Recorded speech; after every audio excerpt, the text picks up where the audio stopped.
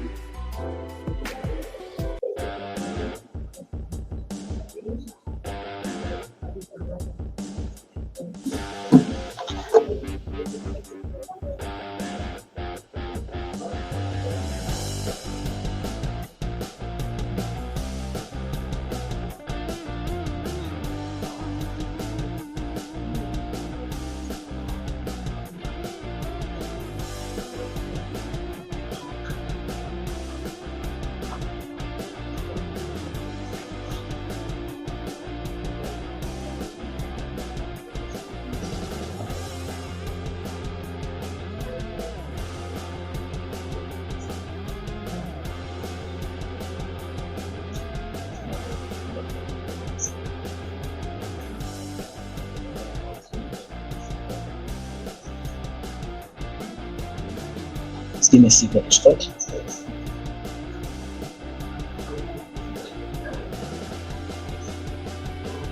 So it's the streaming on the Transparency International Zambia fan page, right?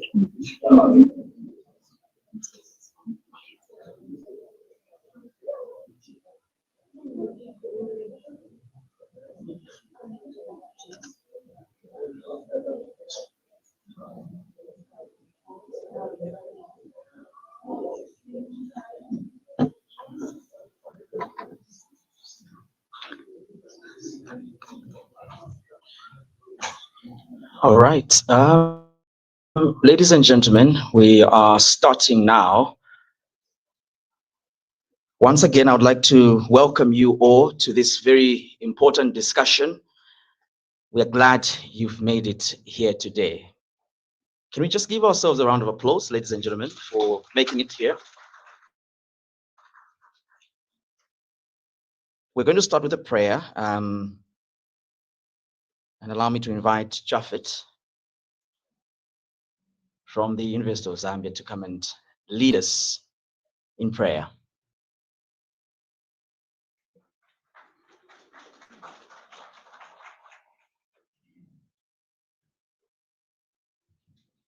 Good afternoon once again. Shall we pray in Jesus' name? Our dear Heavenly Father, we say thank you for the gathering once again.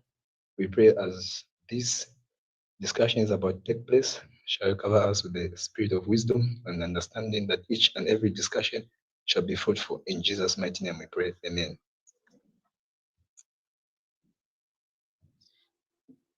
Thank you very much. Before we can get started, or should I say we are already started, in fact, would like to welcome those that are joining us online. For those that couldn't manage to be here, we are streaming on the Transparency International Zambia fan page, and we'll be asking you to, share some of your thoughts. For those watching from home, would like to get what you feel about this very important discussion. I want us to start by knowing who is in the room. I think it's very important. We're a relatively small crowd, so we just want to know who is here.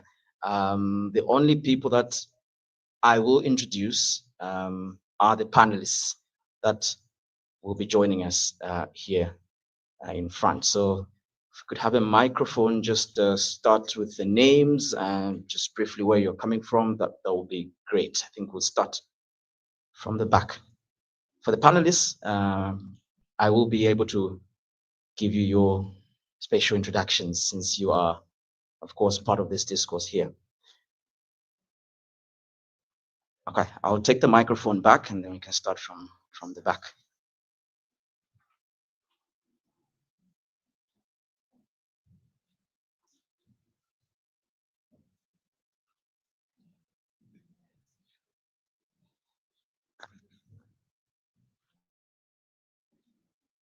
All right, my name is Philip Ban. I'm coming from the University of Zambia Anti-Corruption Club. My name is Jafet Milombo, and I'm the project coordinator for the Anti-Corruption Commission Club.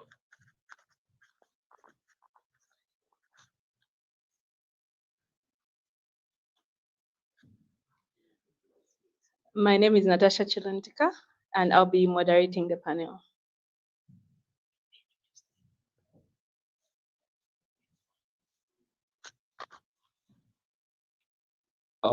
Good afternoon. My name is Justin Kunda, coming from the University of Zambia. Thank you. My name is Sefuke Grace, and I'm coming from the University of Zambia. My name is Simwele Mamazua, and I'm coming from the University of Zambia, and I'm the debate moderator for the SEC Club. Good afternoon once more. My name is Nsamwa Banda. I am the Secretary General for the Legal Editorial Board at the University of Zambia and a member of the Anti-Corruption Club at the University of Zambia. Thank you. Good afternoon. My name is Tonga Sivali. I'm coming from the University of Zambia and the Anti-Corruption Club. Good afternoon, ladies and gentlemen. My name is Hara Mary. I'm coming from the University of Zambia, ACC Club. Greetings, everyone. My name is Sekelo Kamfwa, third year law student at the University of Zambia, also managing editor at the Legal Editorial Board, additionally, vice president of the Legal Scholars Guild of Zambia, and a member of the UNZA ACC Club.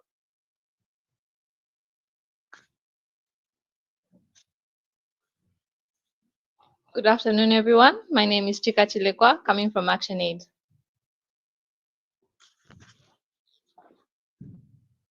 Hello, everyone. My name is Eni Gondwe. I am from Grassroots Solidarity Advocates. Hello, everyone. My name is Melanie Chirwa, and I'm with People's Process on Housing and Poverty in Zambia, and a member of the WASH Forum, as well as Slum Dwellers International. Hi, everyone. My name is Boba Lamumba from the NGO WASH Forum. Hello, everyone. I'm a Zambian citizen supporting the Zambia NGO WASH Forum. My name is Malama Munkonge.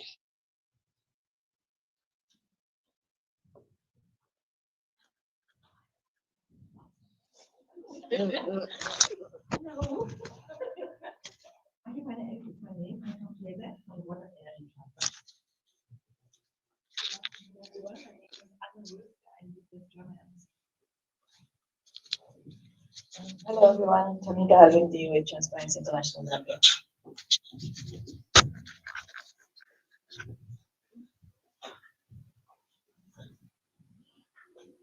Hello, everyone. Kafue Assistance Rasim Sonda from Wildlife and Environmental Conservation Society of Zambia.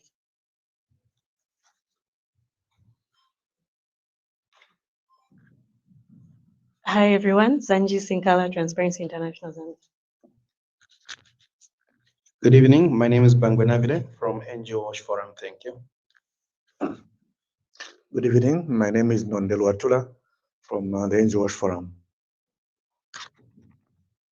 Good evening. Mulongo Simukal is my name from UNDP, Zambia Country Office. Thank you. Good evening, everyone. My name is Jones Chue from the United Kingdom Health Security Agency. Hi, good evening, everyone. I'm Raymond Hamonga. I'm with the Zambia National Public Health Institute. I coordinate One Health. Thank you. Good evening, good people. My name is Omar Sila. I'm Senior Fundraising Lead for Norwegian Church Aid and Dan Church Aid. Good evening, everyone. My name is Mwanga from Daily Variation Newspaper.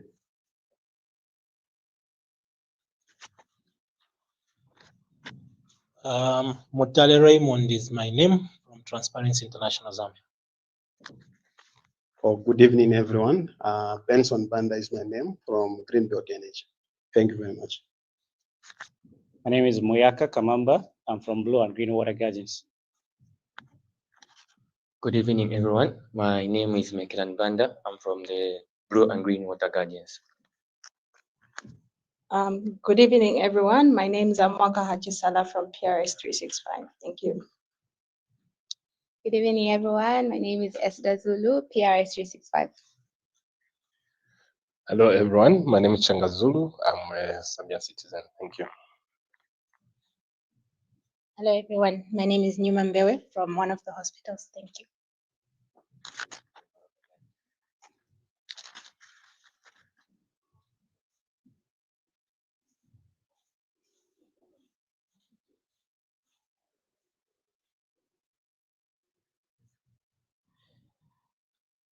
And my name is Cheso Kapasa Jr. Thank you so much for being here. I am your MC for the evening alongside the moderator for the public discussion, Ms. Natasha Chilundika, who will later come and coordinate the discussion here this evening. I hope that we've all made consent to the forms outside. We keep emphasizing because we will be using these pictures and video footage a little later in our publication. So I hope that you have made some consent using the forms outside. If you are uncomfortable by any means with the pictures and photos, please inform our staff outside, and they will be able to guide you accordingly. And just to bring you up to speed really with why we are here, of course, this public forum supported by Transparency International Zambia, PRS 365, as well as the Zambia Environmental Justice Coalition, alongside many other partners who have come together to sort of put knowledge together, but also to deliberate, more importantly, on this discussion around pollution, around environmental threats, such as pollution that we will be talking about this evening. Of course, the Sino Metals tailing dams that collapsed, releasing, acidic sludge into the Mwambashi stream, the Luela streams, as well as the Kafue River, caused quite some damage, like many of us know. And the consortium of organizations had earlier organized, an expert-led webinar, for example, to unpack some of the environmental, legal, public health challenges, food safety implications of the Kafue River disaster, and explored this publication that we're calling Beyond the Spill. And of course, it's themed under the theme transparency, accountability, and citizen action in the wake of the Kafue River disaster. And so I ask all of you to participate. Feel free to join the conversation online. For those joining us live on the TIZ fan page, I know that we're also sharing on various platforms. Thank you so much for joining us this evening. We'll start with a bit of some welcoming remarks, and a little later we'll be showing you some video footage of where this pollution started from, where is it coming from, and what are some of the steps we will be taking forward.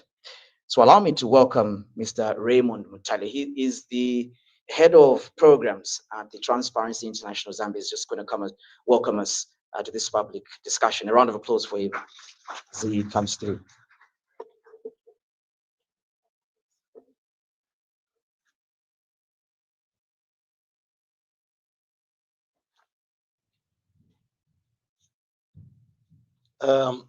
When Tamika asked me to come and give opening remarks, my first reaction was, won't I disturb the mood of the discussion? But she insisted that I do this. May I start by recognizing government representatives present, of course, cooperating partners present, academia present, civil society organizations, students, members of the press, partners in environmental justice. Let me just say, ladies and gentlemen,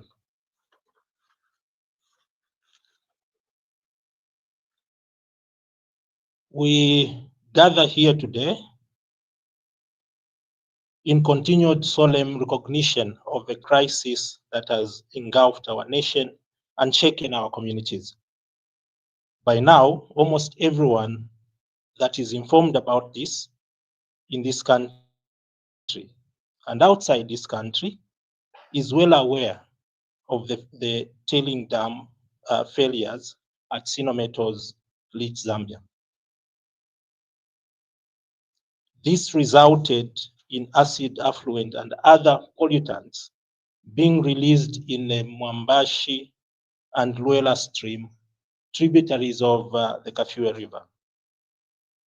As an organization, Transparency International Zambia remains gravely concerned, and we have consistently been observing the unfolding events concerning this pollution disaster. This is not the first time we are having such an engagement. We've co-hosted and will continue to co-host such conversations to bring this to light. And we commit to ensure that our efforts contribute to demanding transparency, accountability, and justice. Ladies and gentlemen, these cases of pollution have without doubt revealed deep gaps in our country's environmental and mining oversight, enforcement mechanisms, and government's commitment and responsibility to protect its citizens and to decisively sanction wrongdoing by mining companies involved. To add to this unfortunate incident, in the previous months, we've witnessed a lack of proactivity on the part of government in bringing to the public information pertaining to the government's response. It is unfortunate that the government seems to have come forth only after alerts and alarms being raised by diplomatic community. As an organization, we are of the belief that affected communities and ultimately the citizenry deserves information to be disclosed by the relevant ministries and agencies. This is even more urgent considering that what now seems to be unfolding includes tirades of misinformation and disinformation, which is grossly unfortunate and destructive. This situation is fueled by limited information from the government, trickling down to the communities and the citizens, leaving room for speculation. You and I will agree that where there's lack of information, everyone has a right to fill that lack of information with whatever information they have, whether correct or wrong. We therefore challenge government to be proactive and bring out necessary information for the citizens to hold them accountable. Distinguished ladies and gentlemen, in co-convening this public discussion, TIZ expects to, one, keep this issue on the agenda, as we fear that a number of actions seems to be attempting to distract public's attention from the serious issue. Secondly, we want to facilitate public discourse and engagement in an objective and factual manner so that citizens are well informed and they can ably and effectively hold duty bearers and the government accountable. We appreciate the partnership that we have and will continue to support this advocacy until we see a semblance of justice. We are also grateful for those who have taken the time to join us here in person, as well as those that are following the discussion online. We are expectant that the resolutions and recommendations discussed here will be shared with the government, in particular the Ministry of Green Economy and Environment, who, by the way, sent in their apology. They wanted to be part of this conversation, and we encourage other ministries and government agencies to be proactive and join such conversations and not to shy such conversations. With those few remarks, I wish to I wish you all the best. But as you are discussing, I think let's not be gloomy. Let's enjoy the discussion, but maintain the pressure and this advocacy so that what needs to be done is done. I thank you.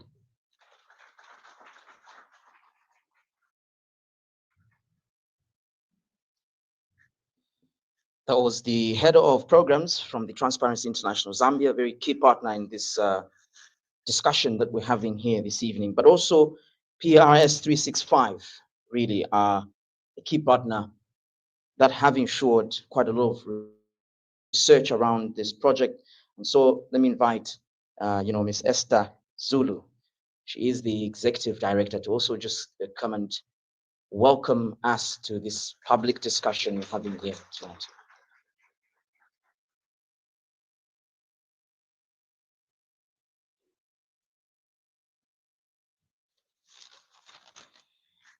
Thank you so much. Good evening, ladies and gentlemen. I'll ride on the protocols that Raymond already shared. So I will keep this short because I know we're anxious to get into the meat of the discussion. As PRS 365, we are so happy we're convening this discussion together with our partners at TIZ and also the Zambia Environmental Justice Coalition. And as PRS, this comes under our PRS Elevate Impact Program, which is a thought leadership program that really provides a platform to emerging leaders and expert leaders to speak about issues that affect our society, right? That affect our social and economic progress as a country, excuse me. And our mission is simple. This platform is really about knowledge sharing. And we believe that when knowledge is shared openly and diverse voices are brought into the table, then that's where we forge real solutions that are practical and that we can apply as a country in order to protect our environment. And so this is why we're all here today at this nice discussion, Beyond the Spill, transparency, accountability, and citizen action in the wake of the Kafue River disaster. So this discussion is really important because it asks the difficult, but also the necessary questions. And it asks about transparency and accountability. So it's good for us to establish who is responsible, what has been done, and then very crucial to the discussion, what remains undone. It's important because it focuses on citizen action, right? We are all citizens in here, or most of us, but we're all interested in this topic anyway. And it really focuses on exploring how communities, youth, and everyone concerned can be agents of change in demanding justice and protecting our natural heritage. We are not just here to talk about the problem, we're also here to talk through solutions. Our objective is clear here today. We want to assess the gaps. Where are the gaps? Where are the gaps in information? We want to promote accountability, and we also want to amplify the voices of communities that have been directly impacted, and also the rest of us who are also indirectly impacted. And so we also want to make sure that we have actionable steps for policy change, legal redress, and community protection. And so I urge everybody here to engage actively. Let's share our thoughts, let's ask questions, and let's also share ideas. This is the very purpose of the PRS Elevate Impact Program and the very purpose of this panel discussion. So thank you to everyone who's here in person and everyone joining online. And please, let's enjoy the discussion, but also let's think critically about this issue that affects all of us. Thank you.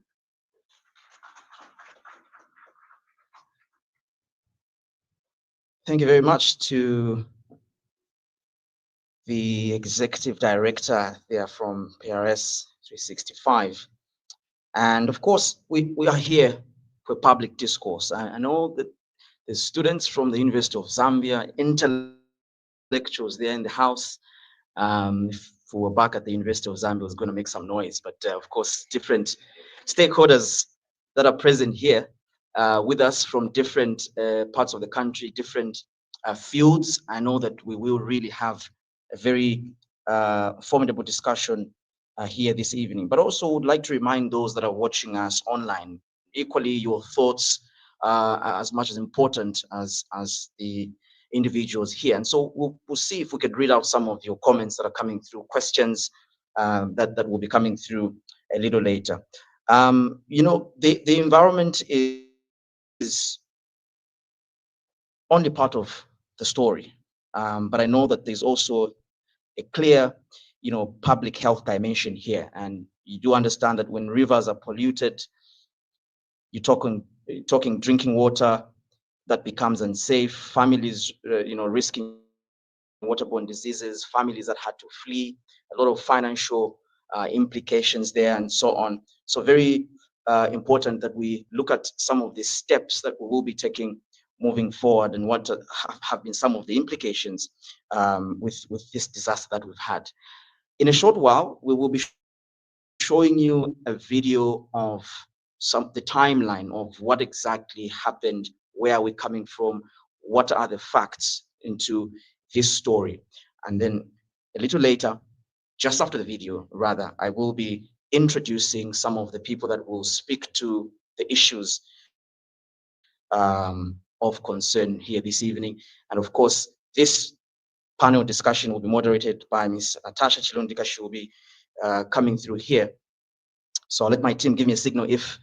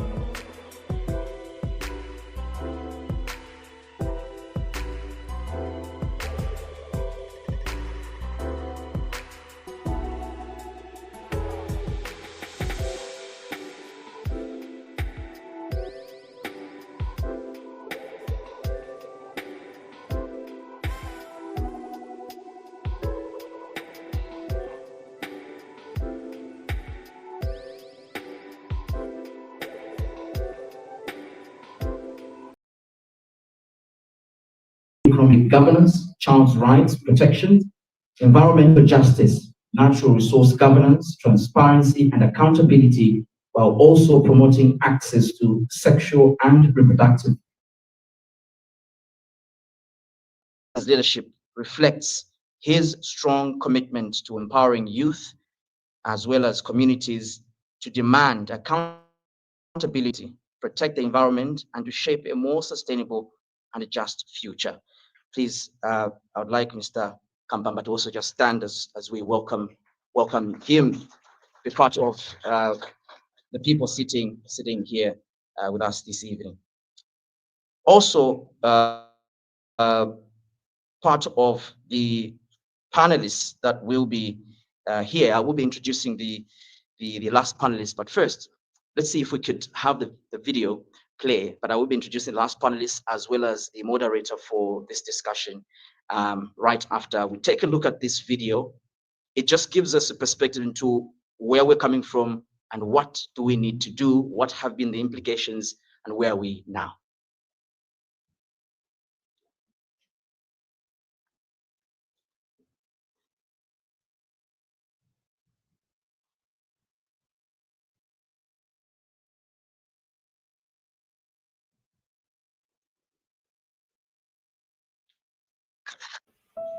The Kafue River disaster, months later, and its impact still grows. On 18th February 2025, a Sino-Metals tailings dam collapsed in Zambia. Acidic sludge surged into the Mwambashi and Luela streams. Then the Kafue River, a lifeline for 12 million people, fish, wildlife, and ecosystems.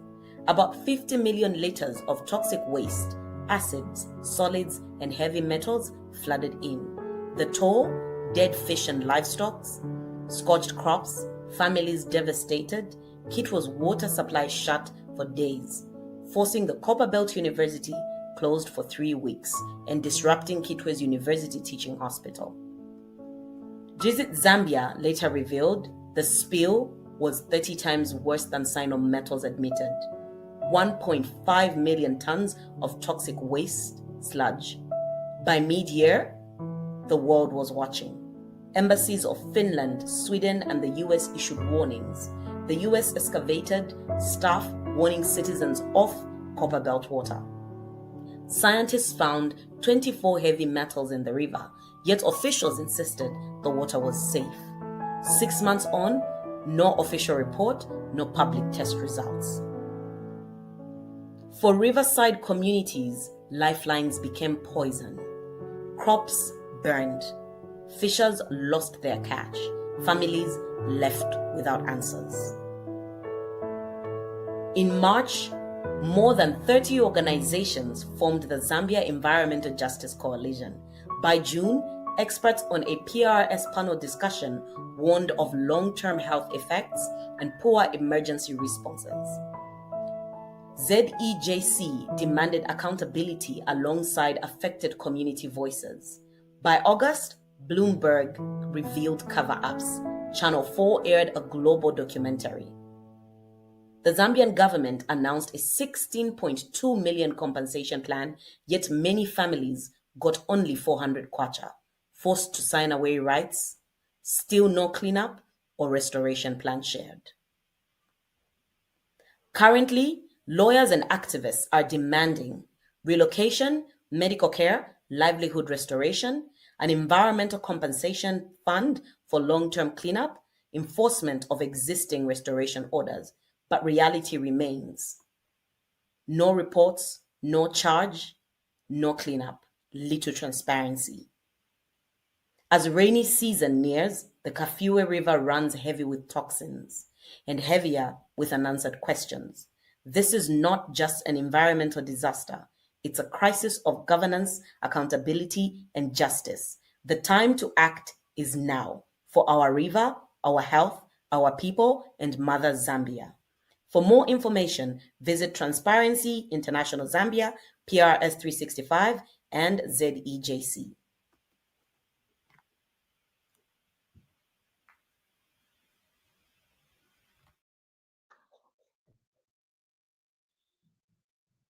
That's what we have. beyond the spill.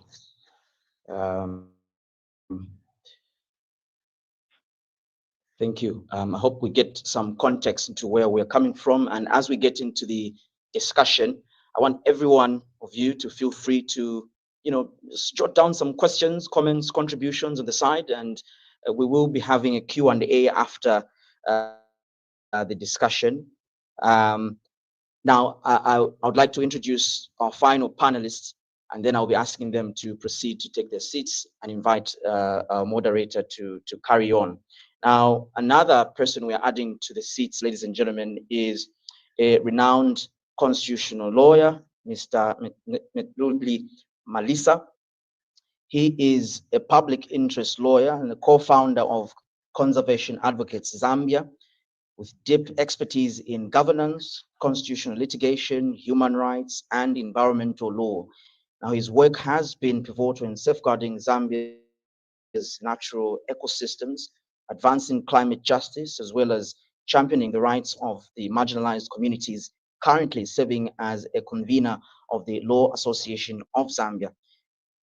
As the Law Association of Zambia's Public Interest, the Human Rights and Criminal Justice Committee, and a member of the inaugural Climate Change Task Force, Metluli continues to shape national as well as regional conversations on sustainability, justice, and inclusive development. Allow me to welcome Mr. Malisa just to stand and just wave at the people. That's him there. But perhaps I would ask all the panelists that I have introduced to just come forward and take seats at the front, but also spearheading this discussion. Please put your hands together for Ms. Natasha Chilundika. She is the Director, Partnerships and Communications at PRS 365. A round of applause for all of them, ladies and gentlemen, as they come through. I'm inviting you to please come through to the front. For those joining us online, like we keep emphasizing, we will be reading some of your comments live on the Transparency International Zambia fan page. We're sharing also on PRS 365, the Zambia Environmental Justice Coalition as well. The Vice President yesterday was at Sino Metals and just raising some issues of concern, saying that she would never let the people of Zambia down, that the government of the UPND are on top of things in ensuring that livelihoods are restored and that compensation is adequate. These are some of the things that we would like to get thoughts of this evening.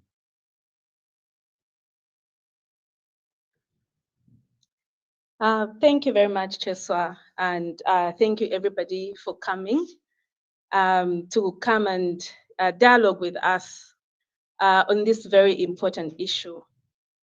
Of course, we are here today not just to revisit the catastrophic tragedy, but to confront a silent and ongoing emergency.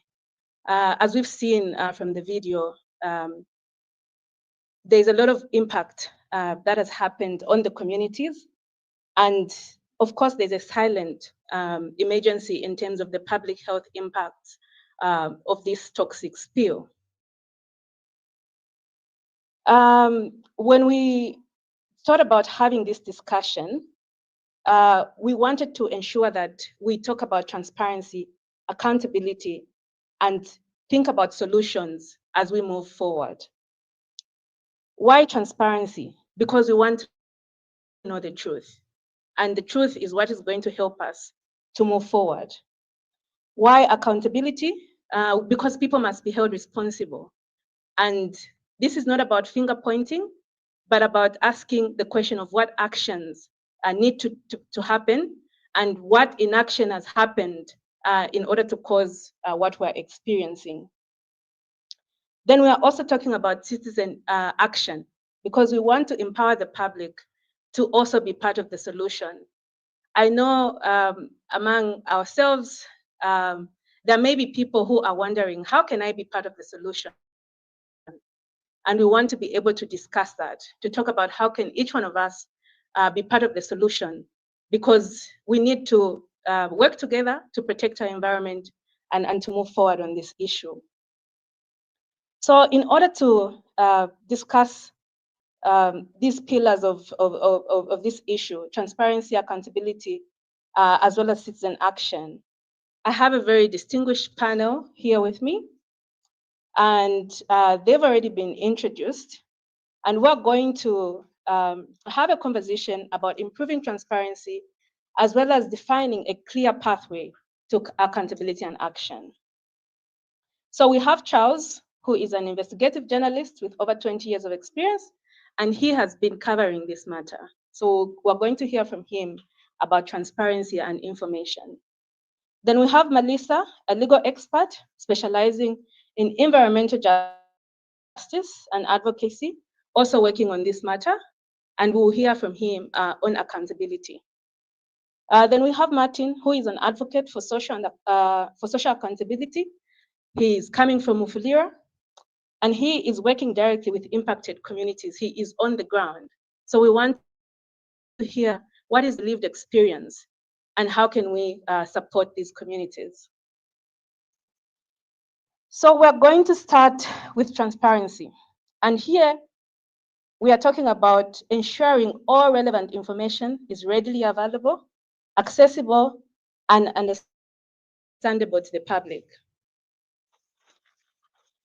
So Charles, firstly, what is the role of journalists when such a catastrophic disaster happens? Thank you very much. It's a great honor to be invited to this discussion and to talk about this particular issue that has been running since February. So before I answer the question, so I come from an organization called Makande, Center for Investigative Journalism. So what we do there basically, as introduced earlier, is we focus much on investigations. And we also pass on skills to fellow journalists and students as well. So those are the two approaches to what we do. So now coming to the question itself, what role can journalists play when such a catastrophic disaster happens?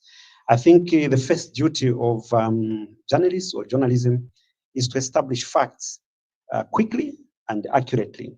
When a disaster like this happens, there's often panic. People are in a state where they are not sure what will happen. There's also confusion, you know, when you are caught up in such a situation. And sometimes there's also deliberate misinformation, okay?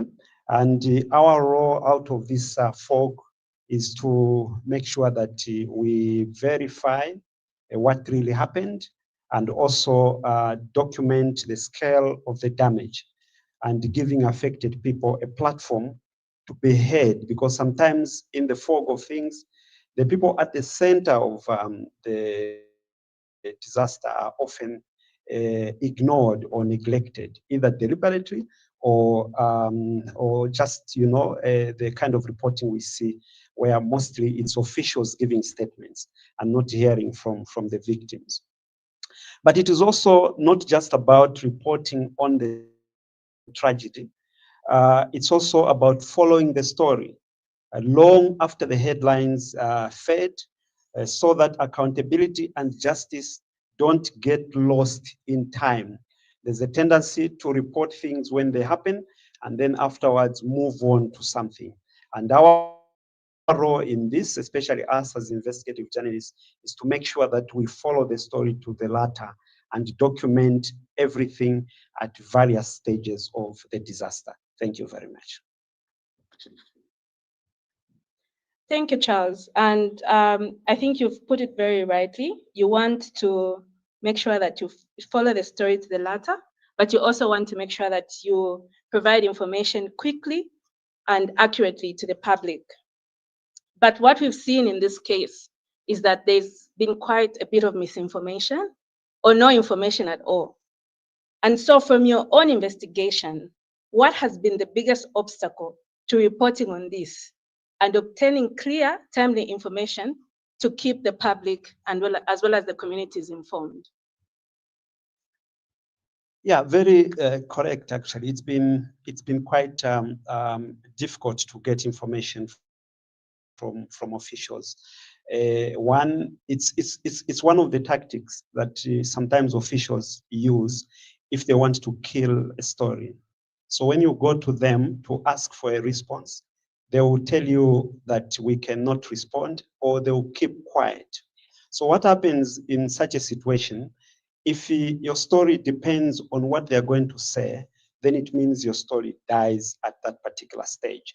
And I think the biggest obstacle in this disaster, of course, has been the official silence and the half-truths.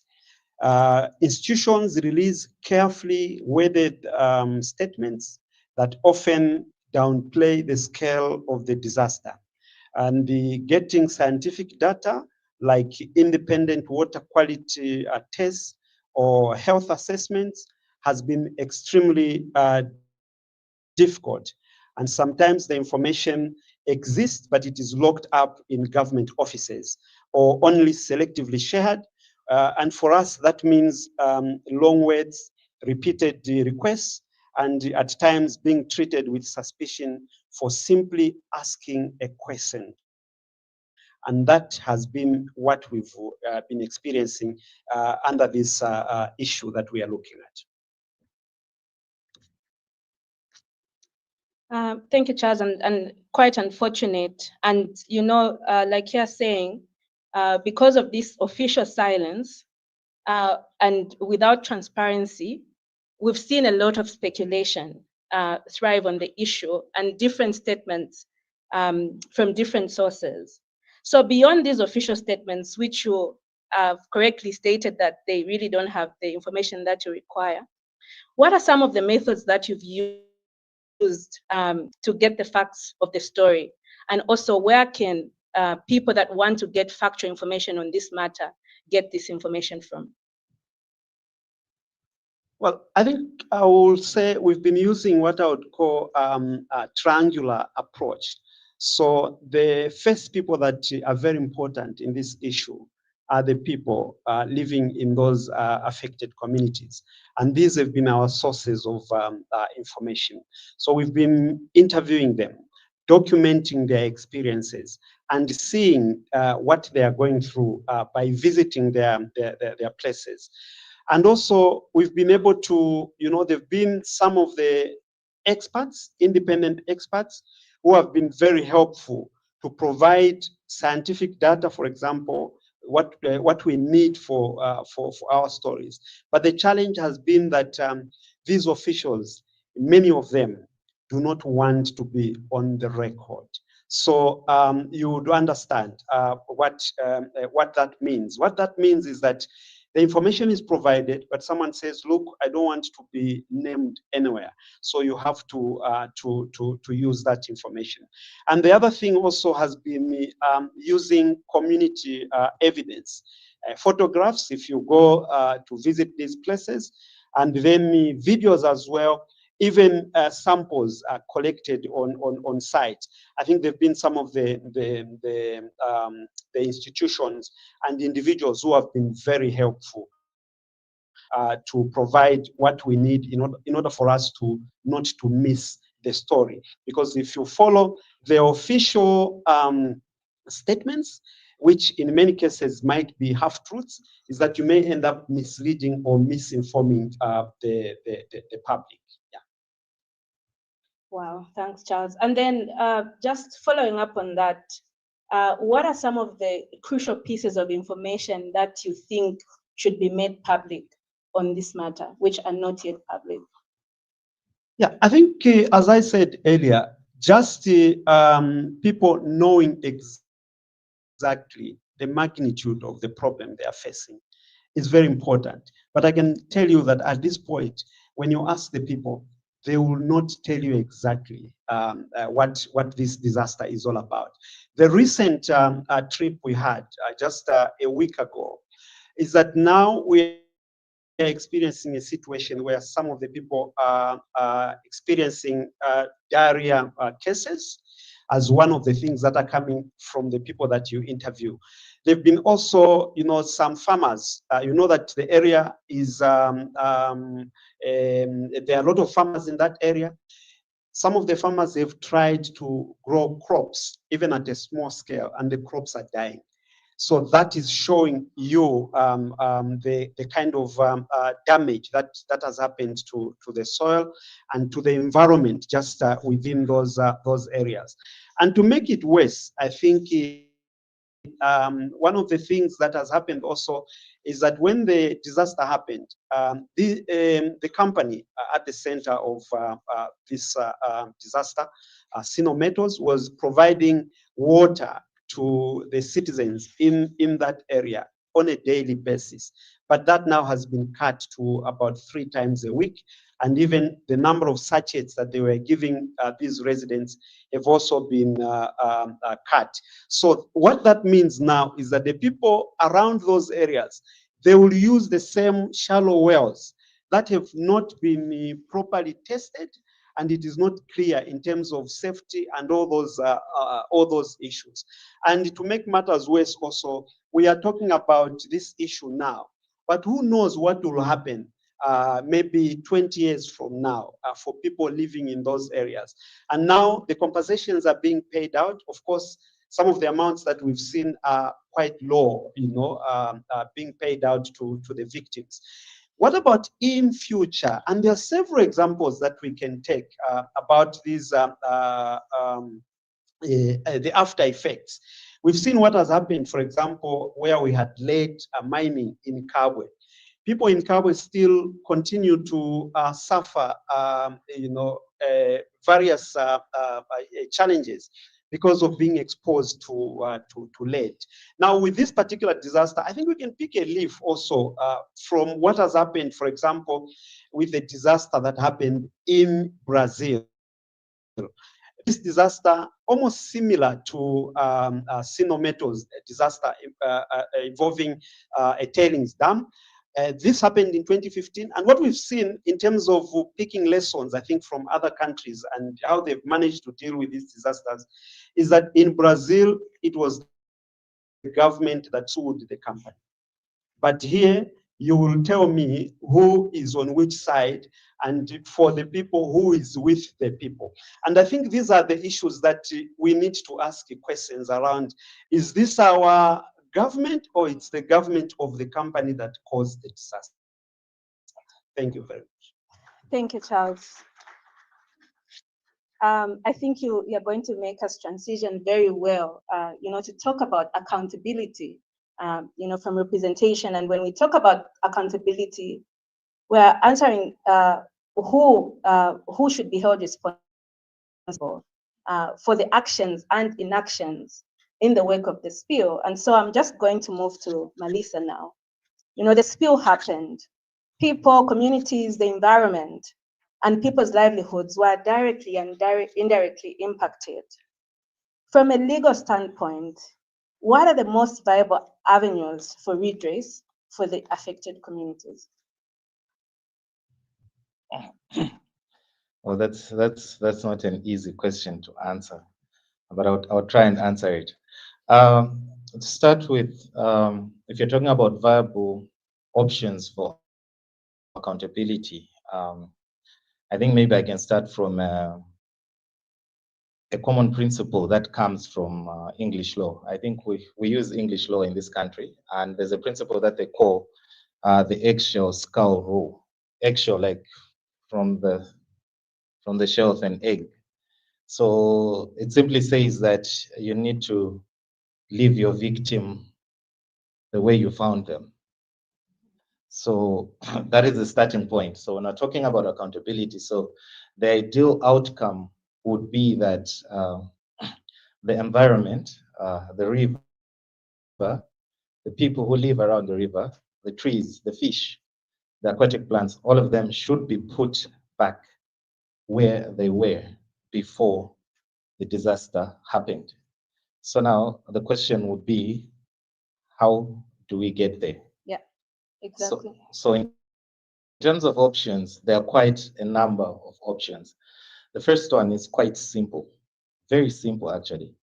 The first one is just by agreement, by amicable settlement. So people can sit down, get an independent panel or independent experts, people who have knowledge in these things to assess the damage and also calculate how much it would cost to bring us back where we were.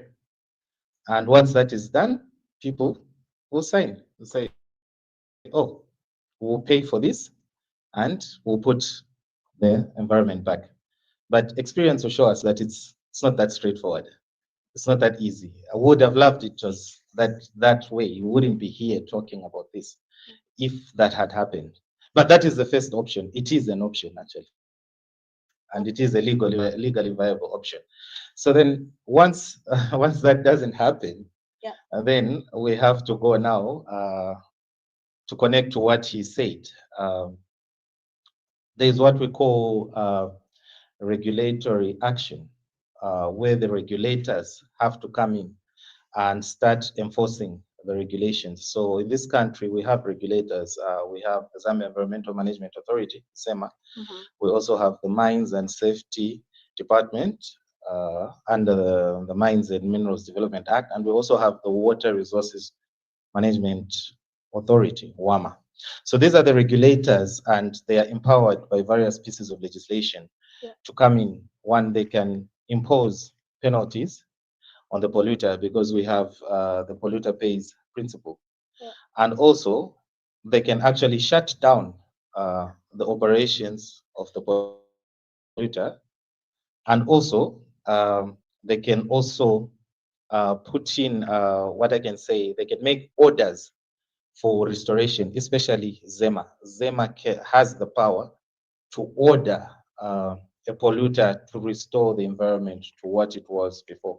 And we saw that happening in this case. A few days after the spill, ZEMA actually issued an environmental restoration order to Sinometals, and it had a lot of things that needed to be done, including getting an independent assessor, an independent consultant to come and assess and determine the scale and the remediation required. That actually happened. Now, as to whether that restoration order has been followed to the letter or has been enforced, that's another story now. I think I actually have a question around that in terms of the legal framework and the regulatory failure that happened here. And my question is, first of all, how do we ensure that that is enforced? But also, how can the regulatory framework be strengthened to prevent such occurrences? So we have this that was issued. How can we ensure that it is actually enforced?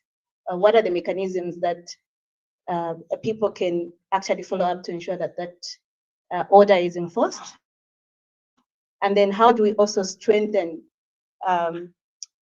this regulatory framework to make sure that we don't have future occurrences as we are experiencing at the moment? Okay, that's a loaded question, but I'll try and break it apart. When talking about laws or regulation, right? The law is only as good as the society that it is operating in, and those who are the custodians of the law. So if it goes to what we call the rule of law. So if as a society we do not respect the laws that we have, the law is just a piece of paper, right? So what brings the law to life is how we implement it and how we enforce it. So in terms of regulation, do our regulators have the capacity to enforce what they have issued?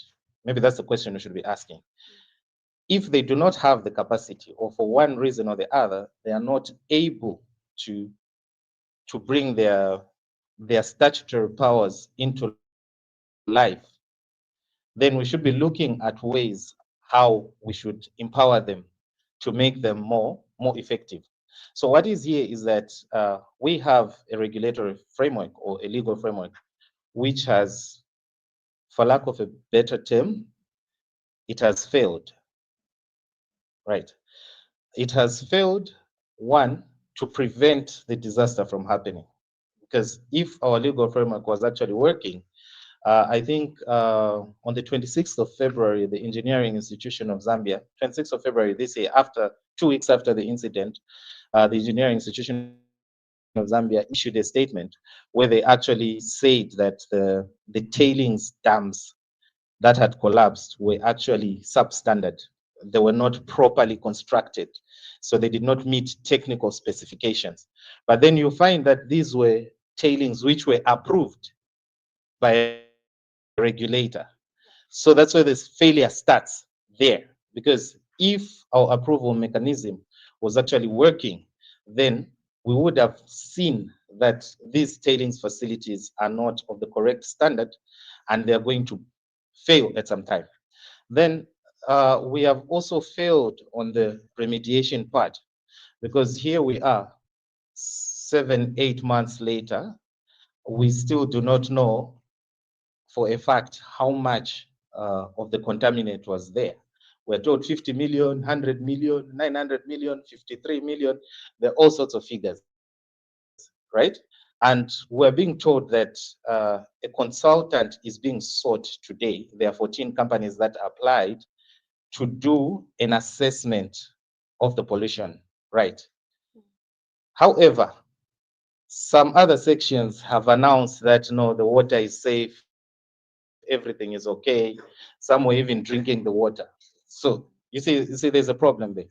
Now, where you find such failures happening, it goes to show that we have the legal framework. I think legal framework is there. Yeah. It goes to the appetite of wanting to enforce that framework without fear or favor. And when such a situation happens, I like what my colleague said, that in this case, this BHP case in Brazil, it was actually the government of a state that took on the mining company and tried to bring them to account. But that wasn't the only thing. There was a flurry of litigation. I think there were over 21 cases over the same incident. Yeah. Right. And some are ongoing. And some are, yes, even after the $30 billion settlement, some have sued even for another $9 billion. Right. So that goes to what I wanted to say, that where you see that the regulators and those with the legal mandate to take action are not taking action, then it comes back to us as citizens now to take action. And what action can we take? Yeah. Litigation in this case is inevitable. Mm. It's inevitable. And in the BHP case, I think the second settlement was in 2024 over something that happened in 2015. That was 9 years later. So no matter what happens, justice, we will still get it. Exactly. Yeah, we will get it no matter how long it takes.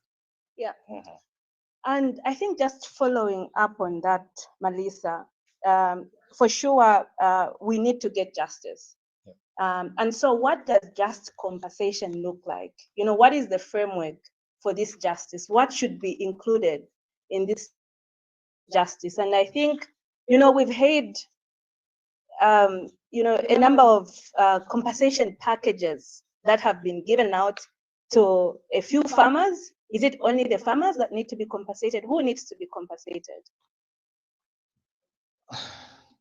Well, to answer the question, I would say just compensation, first of all, is not the 14 million kwacha or 16 million kwacha that was mentioned. It's very far from it.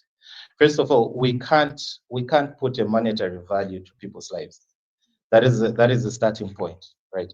So, in trying to use that eggshell skull rule that I talked about, there must be a deliberate effort to find out exactly what happened and what the scale of the damage was.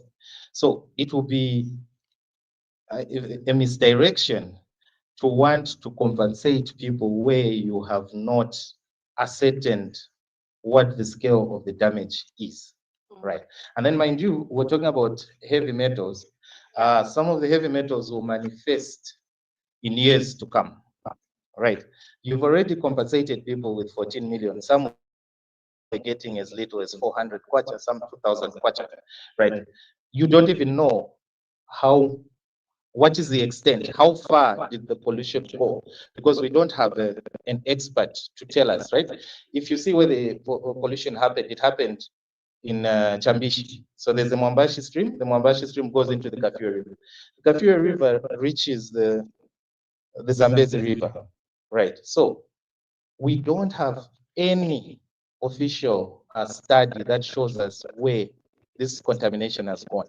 In the BHP case we're talking about, the pollutants moved 668 kilometers from ground zero, 668 kilometers. So it can as well happen here. So maybe we never know, maybe the contaminants are here in Lusaka and we're drinking the water. So in terms of compensation, that means even us in Lusaka have to be compensated. You see, so this is where the issue is. So we have to, first of all, do things properly, okay? Properly, legally, what is supposed to happen is that there has to be parameters that are set, and there has to be someone who is competent to carry out the study. Once they carry out the study, they say truthfully what has happened without trying to sugarcoat. It's already bad. Some of us who've been to the ground, we've seen it's bad, right? It's already bad. There's no amount of sugarcoating that is going to change this. But we need to be truthful about what we're doing and say it for what it is. Then we can come to compensation, because now we know the scale and how long it's going to take us to get back to where we want to get. So how long is it going to take us to put new fish in the river? Those are the fish died. Yeah. So those are the things we have to bring. So right now, anyone who says, no, we've compensated 14 million, they're just wasting their time, because they are attracting litigation, because we are going to litigate, because we're going to ask, where did you get this 14 million? Where did it come from? Is it enough? Yeah. Thank you so much. I just want to emphasize Alisa's point, I think, on the fact that when we look at compensation, it is not just the people, it is the environment. We need to restore the environment to where it was before the spill happened. The Kafue River feeds into the Kafue National Park. The Kafue National Park is the second largest national park in Africa, and it supports a lot of wildlife, a lot of fauna, and we're talking about what is the restoration to that. And so I think when we talk about the issues of remediation, these are the things that we want to hear, and not just talking about the immediate communities that were impacted. But of course, the immediate communities are very, very important, because they are in the first line of attack. And here to talk about the lived experience of this toxic spill is Martin, who is representing the communities. And so Martin, please tell us in your own words, what is the situation on the ground right now, and what are the people most afraid of from this disaster? Thank you so much. I really appreciate the conveners of this conversation, that we dive in to see what really happens and what is going on. The truth needs to be told. The communities on the Copper Belt, and to be more specific, Luela and Kalusale communities are in a danger. Not a mere talk, but a real thing. Number one, we are looking at the economic aspect of those communities. That's what we need, where we need to start from. These are peasant farmers who rely on agriculture for their economic and daily livelihood. When the tearing dam gave up, it affected their crops, meaning the food security has been compromised. Number two, these communities are not as educated as they may think. So when they are not told the real thing or the truth, they will ignore certain things and eventually put the danger in their bodies, as it is happening right now. Earlier on, my brother on my left mentioned to say, when the disaster happened, the mines temporarily took a step to provide water to the community. Question, was that water enough to take care of the daily needs?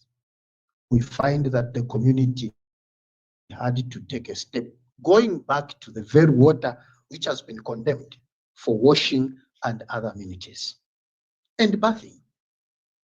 Now, think of it. Taking a polluted water on your body is more or less like drinking. Health aspect will tell you to say drinking and bathing is one and the same. There is no difference. So when you look at the economic food aspect, water and sanitation aspect, as well as the environment aspect, because mind you, these people go to farm barefooted. They will go into those mud, which has got those contaminants. Eventually, they will injure themselves, and those pollutants will get into their bloodstream. Health aspect, compromised. Economically, compromised. Environmentally, compromised. So all these things brings up to now the question, the gap which is existing, where the government and the polluter are not providing clear information. Yeah, that was going to be my next question, Martin. Yes. When we talk about transparency and the flow of information to the affected communities, how have they been engaged, since the disaster happened, from both cyanometers as well as government ministries, in terms of giving them clear information about the disaster, but also about cleanup as well as the compensation issues? How has been the flow of information? When the disaster happens, the mere information that the community relied upon is, do not take the food where the spillage has passed. Do not take water where the spillage has passed, without providing clear information on what will come after. If one is told to stop this without empirical evidence of why they are stopping them, there is a provision that these people can go back to what they have not taught, what they have taught them not to do. Who knows? But I have the evidence that some communities had even to go and harvest some remained maize which remained standing. They had to take those crops, eating them. Others were eating the fish, because when the fish died in Mukumbo and Kalufubu area, that is now beyond the Karusale. When the spillage moved into the streams and went into the Kafue, now it took these contaminants downstream the Kafue River. People had now to scavenge on that fish in Mukumbo and Kalufubu. That is now beyond Kafue, beyond Kalulushi, beyond Kitwe, beyond what is this town again after Kitwe, where Chishimbakambwili is coming from. Beyond that, Luansha. Because I knew when I mentioned Chimbakambwili, everybody is going to respond. So when you look at all these things, it tells you to say the information that was provided to the community was not enough. Again, when the information is given to the hierarchy of the system, let's say to the provincial minister to say, this is the situation, the information does not trickle back to the community, and the community are not given enough information and the cries of the community is not fed back up the stream. These are the challenges that the community are faced with. So where there is no proper communication, there is room for error. Mhm. All right, let's talk about the issue of accountability, as well as the compensation that we've been hearing about. And I think here we are talking about just compensation. How has the community been engaged in terms of how this compensation was arrived upon? And yeah, what information do you have in terms of this compensation that is being given out? Thank you. The situation that happens on the copper belt begs a lot of questions than answers. One of the issues is that when the amount which was pronounced by the copper belt minister for the purpose of compensation was that compensation looked at the welfare of the affected communities, or it was just a afterthought. Because the reason being is that as the community, we've no base on how that compensation came about. Let me be more practical. One who is doing 1.5 acre of maize production, then at the end of the day being given a 1,580 kwacha, and this person doesn't know even how to write and read, only to be given a contract of agreement signed. Tell me, somebody doesn't know how to read, so how are they going to understand what you have written for them? Again, that written is written in a foreign language. It is not in their vernacular, whereby even a toddler from their home can be given to say, please, can you read for me this so that I can understand? So no wonder I'm saying it begs a lot more questions than answers. So it's unfair compensation, because when you have got one acre of land, maize production, for those of you and I who are born from farmers, you agree with me to say that compensation, it's nothing compared to how many bags of maize you can be able to harvest from 1 acre. And for how long that 1,850 kwacha will do for the family. Look at our economy. It's one shopping. It is done. Yeah. So, Charles, I think, sorry, Martin, before I move to Charles, I think one thing I also wanted to comment on is that it's been about almost 7 months since the spill, and what type of cleanups have been implemented so far? And I think as we are going towards the rainy season, what are some of the concerns that you have? I think you shared something with me that I would like you to share here in terms of as we are moving towards the rainy season. What are some of the concerns that you have regarding the issue of cleanups? Before I respond to the issue of cleanup, there is one angle that the USAID were doing the project with the families, the communities, in terms of improving their livelihood. They had to buy solar panels, crops, giving to these farmers to grow crops, and all these things have been damaged.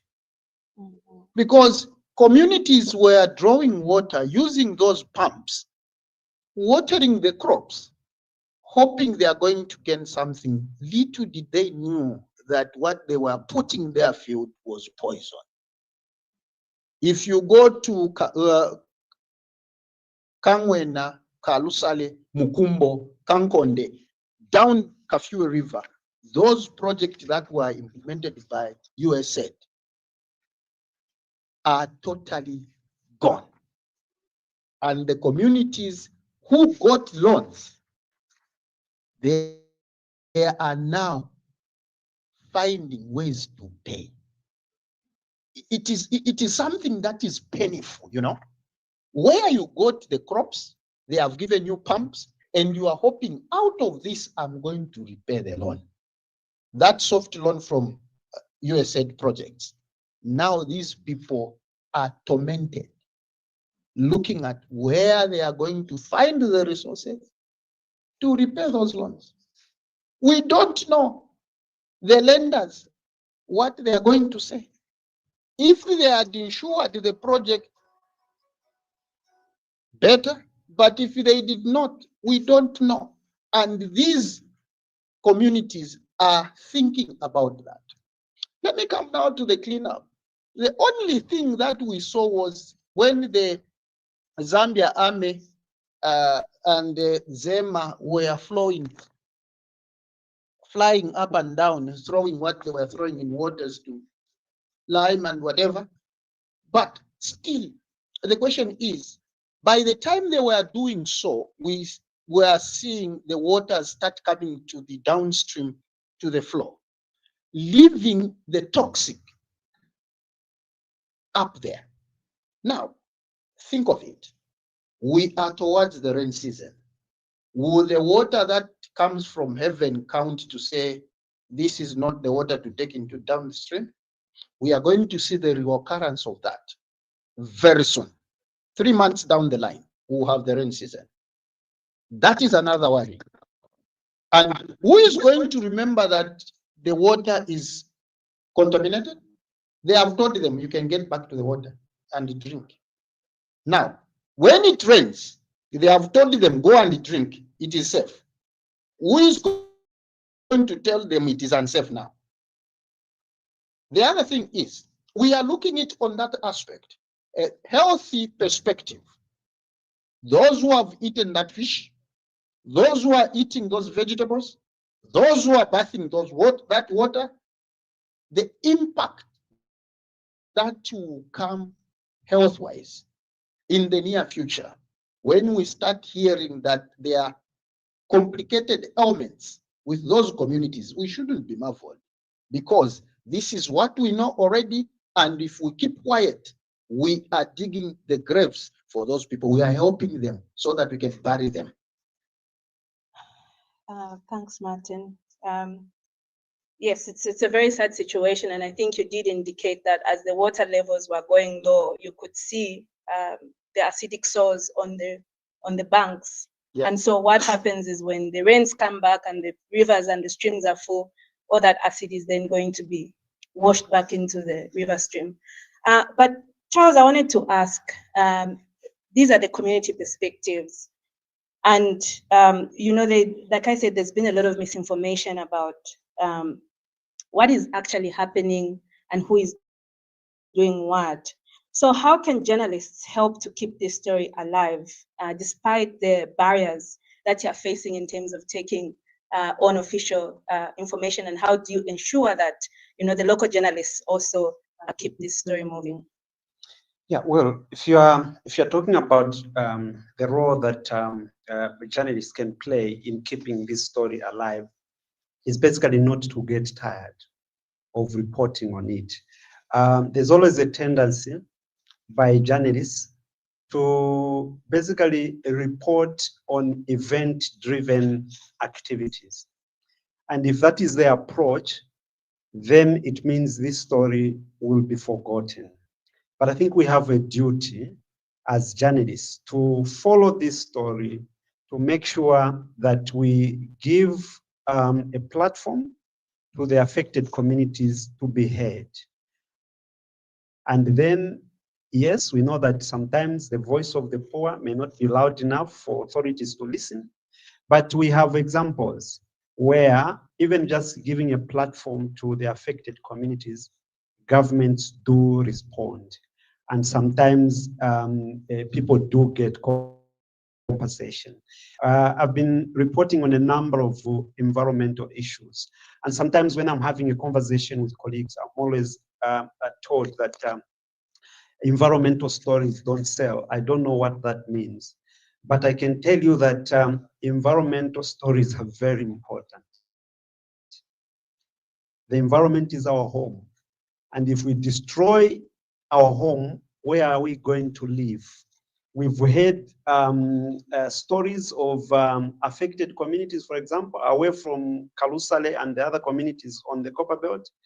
There have been other disasters that sometimes maybe have not been reported by mainstream media. We've reported, for example, on the manganese poisoning in Serenge. And I can tell you that because of the repeated reports that we've done, well packaged, they've not been ignored. There are always people who are interested in these things. We may not get the kind of likes that you will get on other platforms, but when we look at the matrix, the authorities read. And sometimes what is interesting, actually, I received a call from someone who told me that I got your number from a high government official who said, if you give the number to this gentleman, he's going to help you. Then I said, I'm just a journalist. The power and everything lies with that leader. So that shows you actually that they pay attention. And there's no story that is too small to be ignored.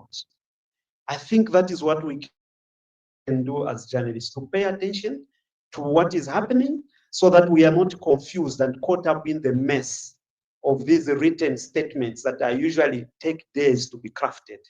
And when they are out and you go and report and tell people, many times you'd find that 99% of what maybe you are reporting to the public are lies. Get down to the ground and make sure that the voices of those people in Kalusale, yes, we've heard that many of them are not educated, but sure, they have a voice. And when you sit down to listen to their stories and to continue bringing these stories to the TV stations, on the various radio platforms that we have, and the various online platforms, their voice will not be ignored. I think that's what we can do as journalists. Thank you so much, Charles. We are going to open it up for discussion. I think that we've had quite a number of points from the panelists, and we're hoping that we can get some engagement from the audience. Those that are online, please also do share your questions. I will be reading them out to our panelists, and then we'll be able to respond. So I'm ready to take about 3 questions from the audience. As we take these questions and comments, please let's stick to 1 question per time. And also let's make sure that we are very concise so that we can allow various people to speak in the audience. So please make sure that as you give your contribution, it's less than a minute. And it's very concise and to the point.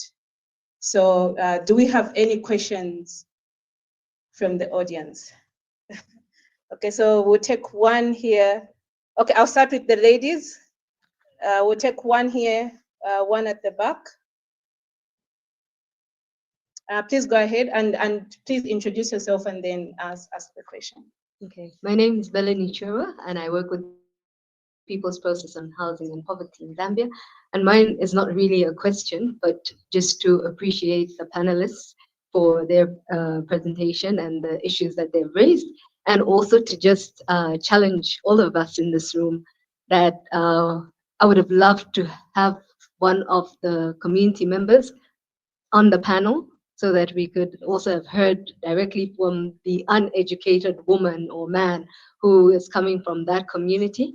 And it's also to challenge all of us in the room that we need to educate, sensitize the community to become the stewards of their communities. And we as People's Process on Housing and Poverty in Zambia would love to work with others in the room. Thank you. Thank you so much.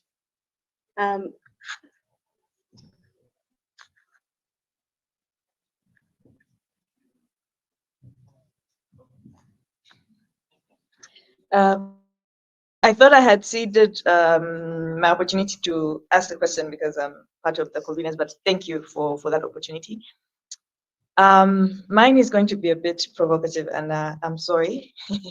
Can already see Melissa is getting agitated. 2 things. On the one hand, we have seen promptings in the media that the mine wants to resume operations, and I'm wondering, given the situation that we are in, what does the law provide in terms of the way forward, whether the mine would resume or not? I know as a citizen, and I'll speak as a citizen, when I see such prompts like the mine involved in this case wants to resume, I'm thinking this issue is still unresolved. What worst case scenario, what does the law provide? What does the law guide so that we are prepared in case things unfold that way? And then related to that, and I suppose it's the elephant or ambience to this discussion is the aspect of geopolitics, which has come to play in this case, unfortunately.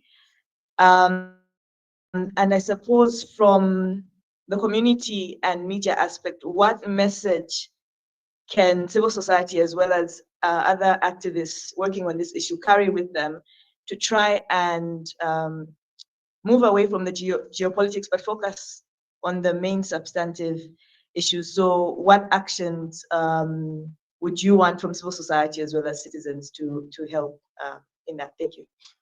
Thank you. We had a hand there. We'll take that one, and then we'll have the answers, and then we'll come back. Yeah. Okay, so my name is Ngulube Vanessa, an environmental law student from the University of Zambia. So something throughout the conversation, I think something was not brought out, and that is the Human Rights Commission. So Section 4 guarantees the right that Zambian citizens have to a clean, safe and healthy environment. Has any complaint been written to the commission, seeing that when EIZ went to carry out an assessment, they made a determination that the structure, the tailings dam was of standard work. That means somebody did not do their work.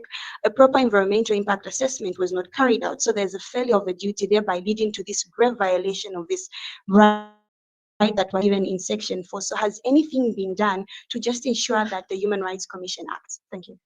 Thank you, Vanessa, for that very important question. And I think, Melissa, you'll take it. You'll take that as well as the issue on, the opening up of operations, especially that the order from Zema has not been fully implemented. So you can go ahead. Okay, so to answer Tamika, what does the law provide? I had to open the law so that I don't mislead you. So the Environmental Management Act, if you go to section 108 of the Act. So if, let's say, hypothetically, because we've seen in reports that Sino Metals have been pleading that they should be allowed to start operating. So if a member of the public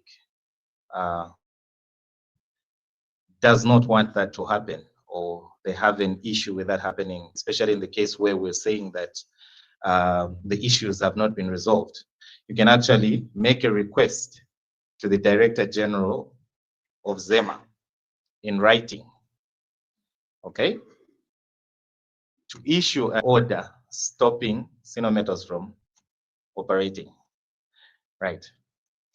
Okay, that is the law. So you can go to section 108.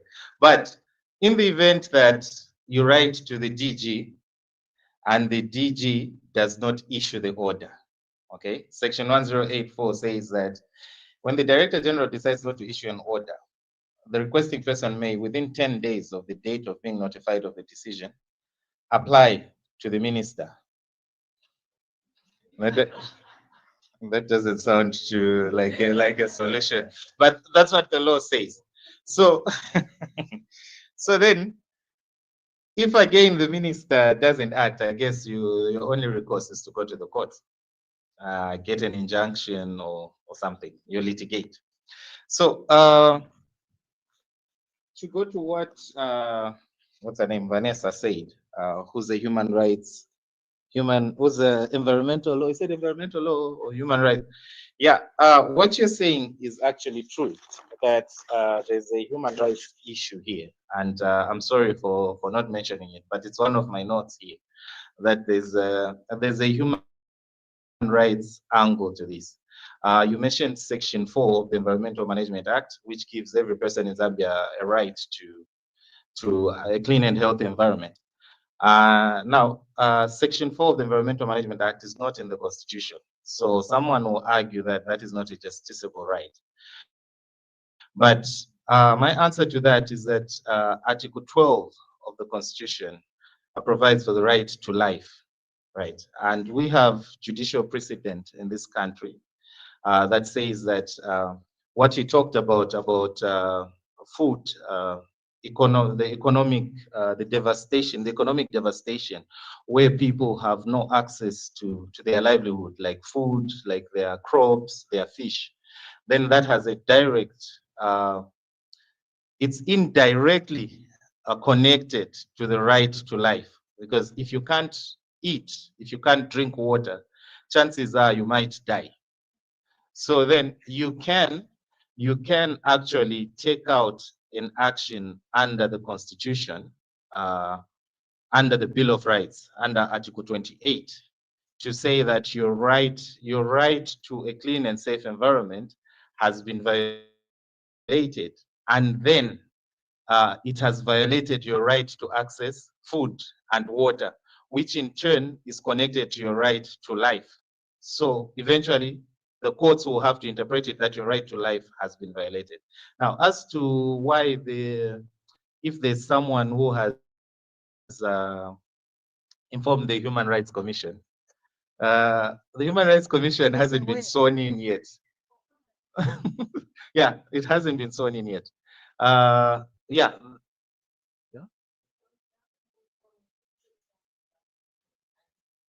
Good question. I don't have the answer for that. Okay. Yeah. So the commission was appointed, but they have to be sworn in for them to take up office to start working. But that hasn't been done. So we don't know when that is going to happen. But there's still other ways of going around it, and one of them is using the courts. Thanks. So that's just to emphasize that the Environmental Management Act, you talked about Section 4. If you go to Section 5, it actually imposes, it gives a right to anyone, every person in Zambia, to protect the environment. So which means even you can sue on behalf of the people of Kalisari. And if you also go to Section 110 of the Environmental Management Act, it also gives any person to sue on behalf of an affected community. Thanks. I also just want to comment that we did want to have a community member who is coming from the actual communities, but this is not an easy topic to talk about publicly. And I think, as Charles mentioned, there are people who are willing to talk about this in the background, but they can't come out publicly.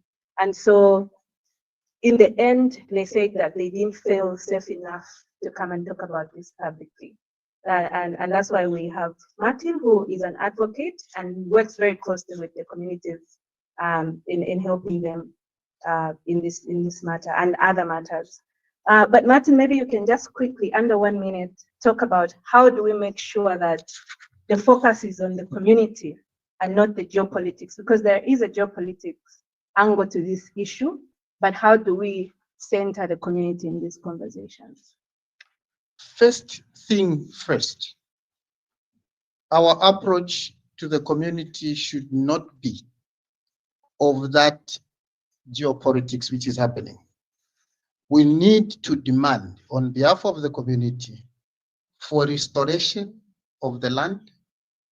Cleanup needed to be done adequately and professionally. Restocking, fish restocking in that river, because some of the communities, like in Kaluka, Kankonde, depends on fishing. The Ministry of Fisheries needed to work to ensure that that river has been restocked with fish. The other aspect is we need to demand that those affected families, farmland, be found in the land where they can start doing the farming for immediate addressing for the food security, because the rainy season is about to start. And if we are going just to keep quiet and watch from the terraces, hunger is roaming in that community. So the only option that we have is to demand that those farms be relocated, found the land where they can do their agriculture, so that the food aspect can be looked at. The other aspect is we need, as civil society, to build the capacity for those communities on compensation. The reason why these communities have been left out in terms of compensation, it's because they know nothing. Even the laws that protect them or lift them in terms of displacement, they know nothing. So we need to dive in and help them to look at the issues that relates to investment as well as the compensation in their localities. These are cardinal issues that as civil society we need to go on. Last but not the least, we should not tire to talk about these matters. Knocking on government doors.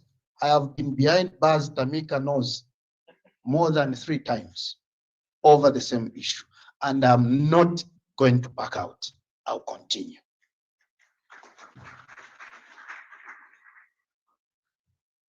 Okay, we'll come to you later. Let's start. There was a hand there. Please stand up as you're asking questions so that we can capture the questions properly. Yeah. Thank you so much. Good evening, everyone. Thank you for the presentations. They've been very insightful. I have a few questions, but mostly questions relating to the validity of the consent that's being given by the affected people. So the conversation has been centered around how there's not that much information or sensitization with these people. So even if they know that they're not able to farm right now, perhaps there are certain people who are not, dare I say, conversant with the long-term effects. So how do I ask this actually? How valid is this consent being given as they waive their right to sue? And then what are civil society organizations doing to sensitize the people on the effects? Another question, or the final question, is what exactly do the communities want? Because we may want it on their behalf and we may say, oh, give them more money, give them more compensation, but what exactly is being said on the ground? And if they're not, why are they accepting the 2000s? I think the question isn't necessarily that they are being given, isn't just that they're being given a little, it's that why aren't they asking for more? And I think that also goes back to the issue of sensitization. They don't know that they should request more. Thank you. Thank you so much. We had a question here. Do you have any questions, any other questions this side?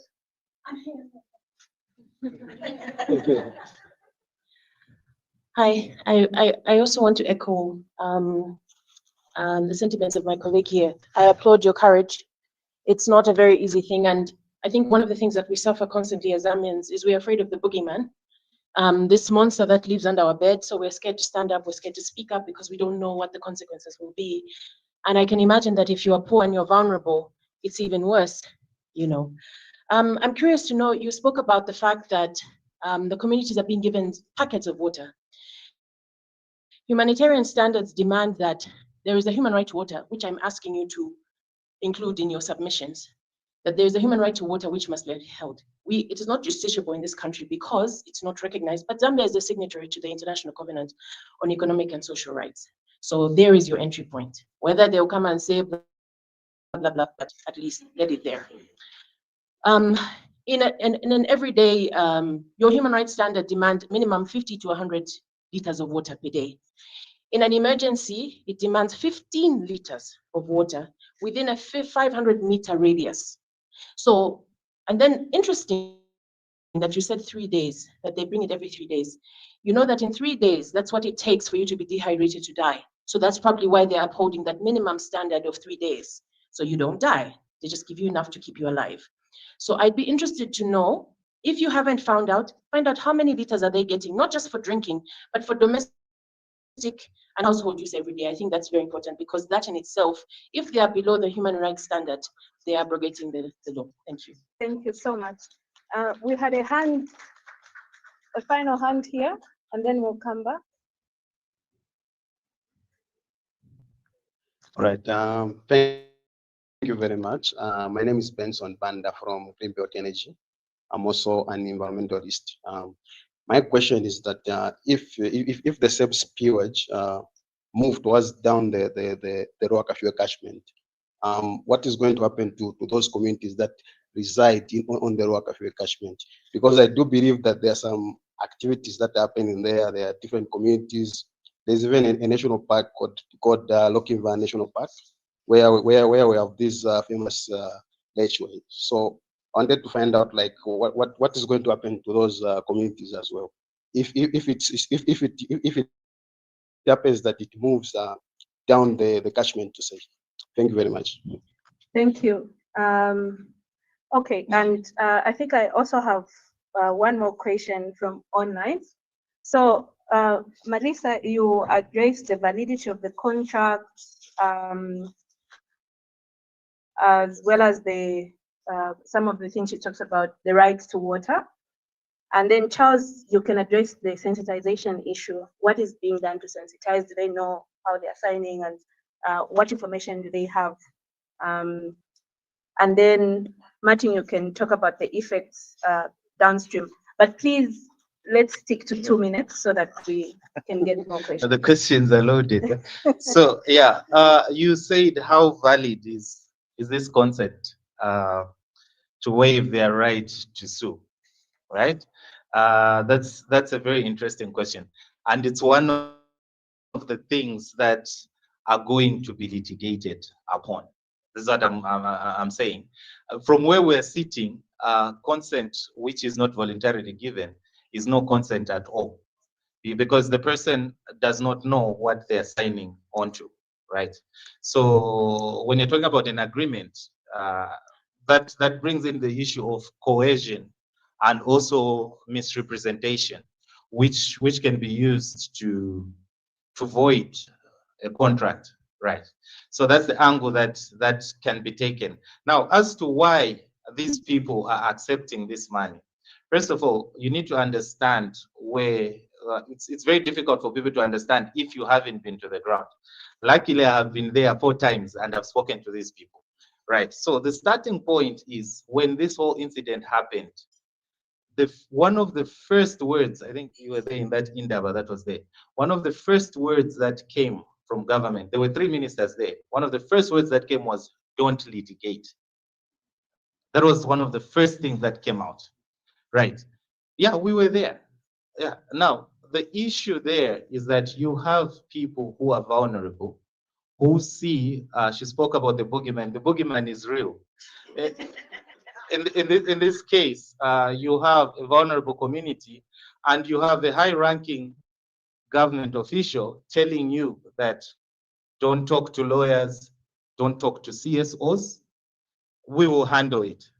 So even when some of us were going there, the situation was kind of hostile because they had been told that these people are the enemy. They are not here to help you, okay?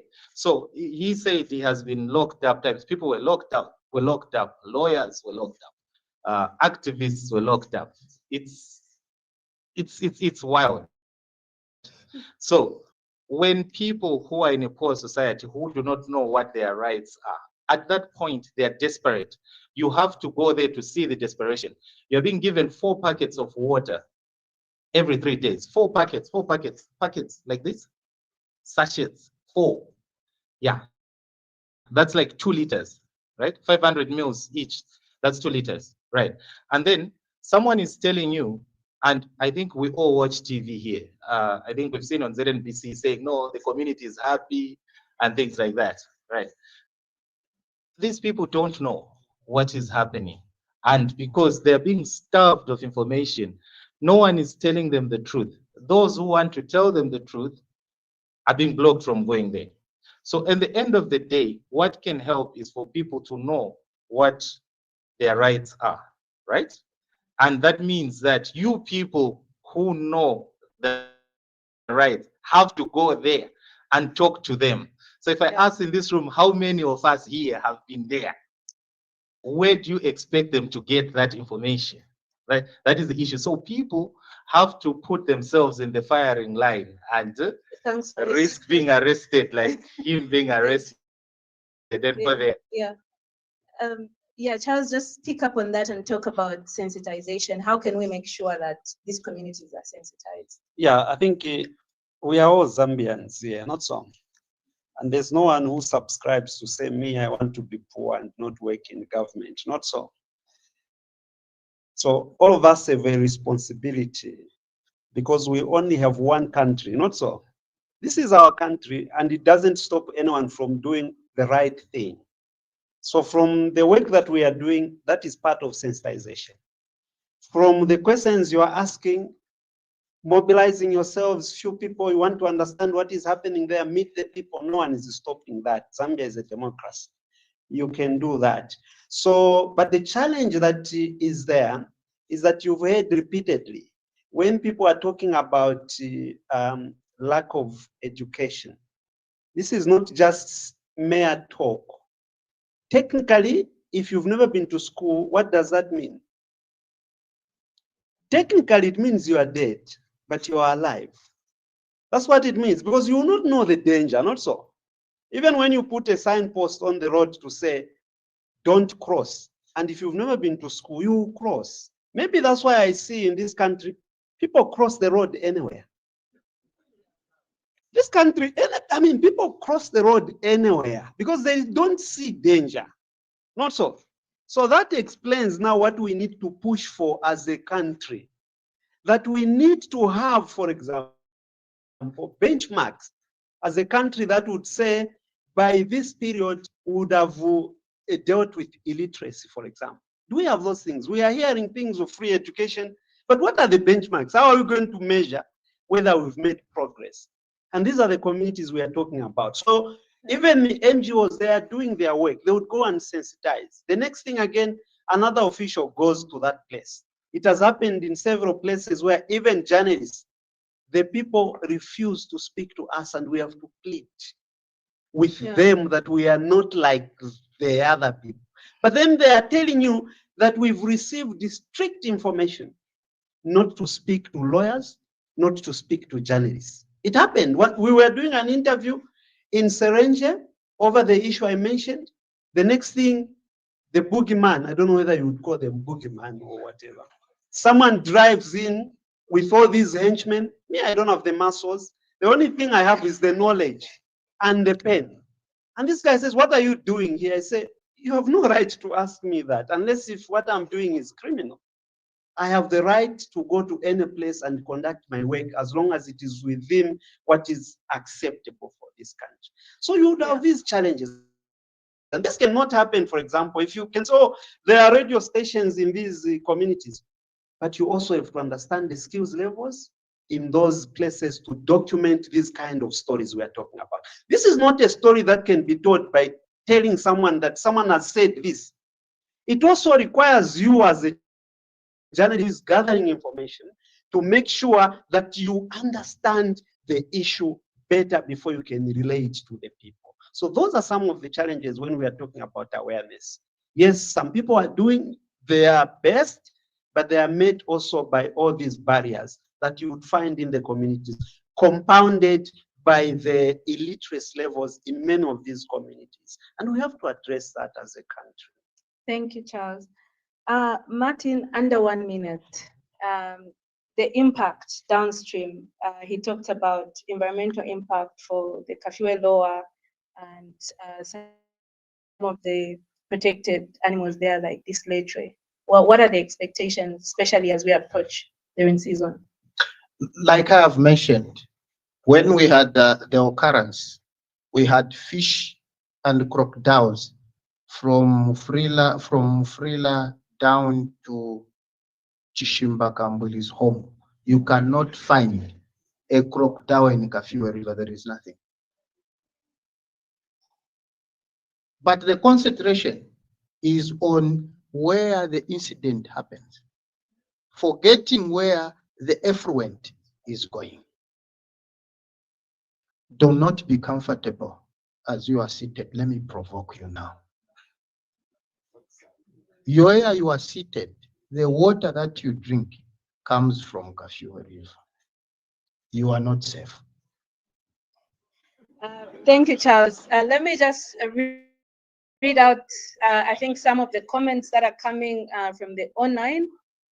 So we have some comments from Jacob. He's saying, what criteria was used for affected citizens to receive that peanut?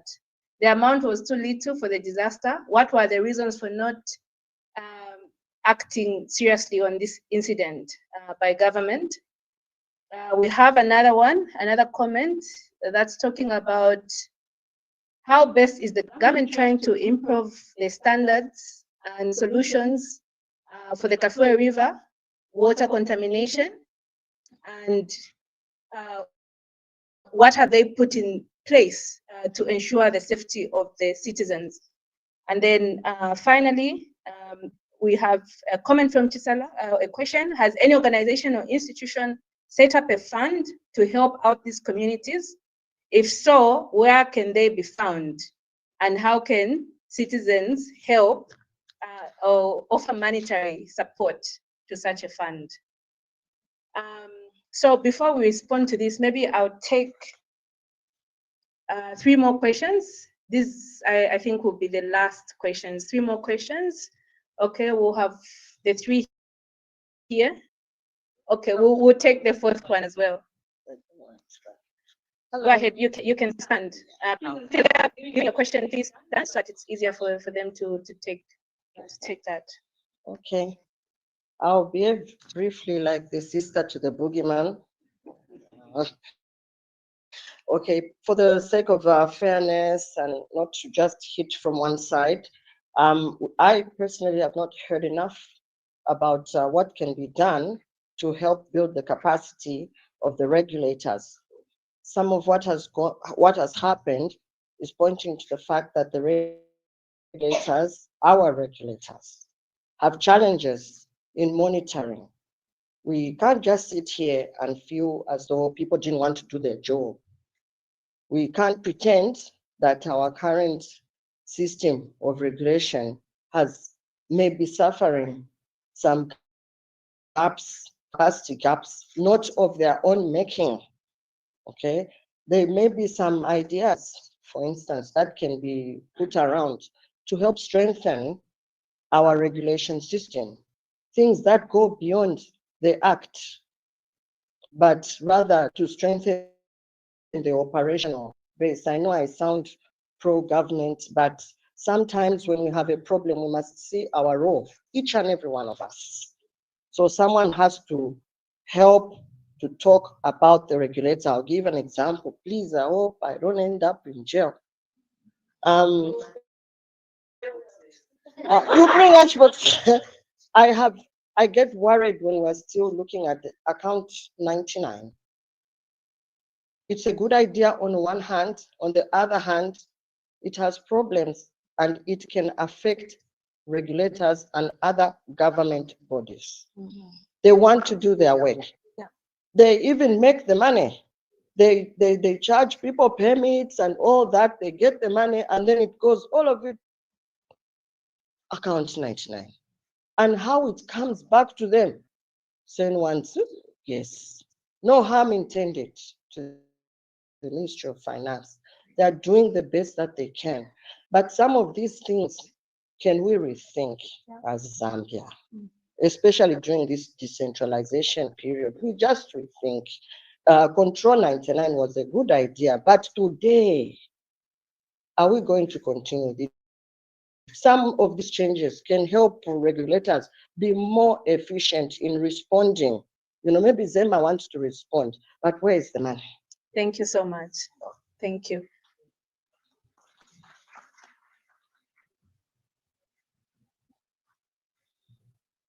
Good evening. My name is Usekelo Kamfa, the Legal Scholars Guild Vice President.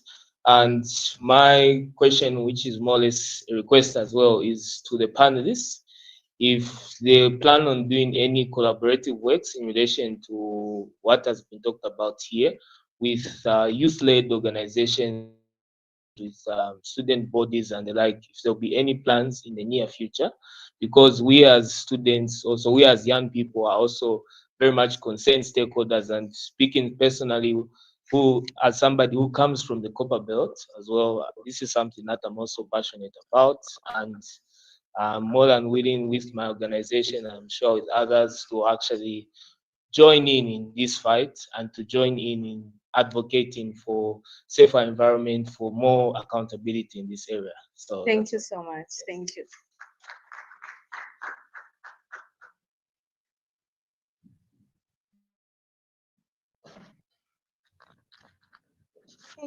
Thank you so much. My name is Eni Gondwe.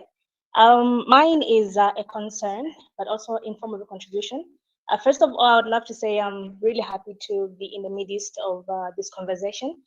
And my concern is how government is coming up with different numbers every time when it comes to the cubic meters of what was spilled in the river.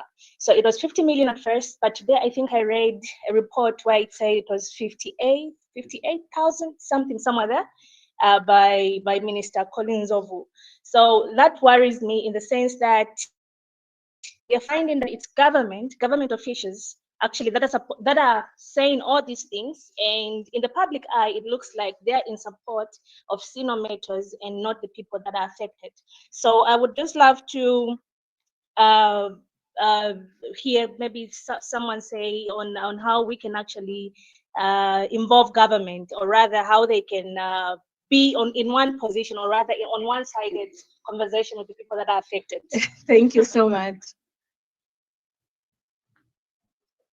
Hey, good evening, everyone. My name is Deborah Ngandwe, and I'm a final year law student at the University of Zambia.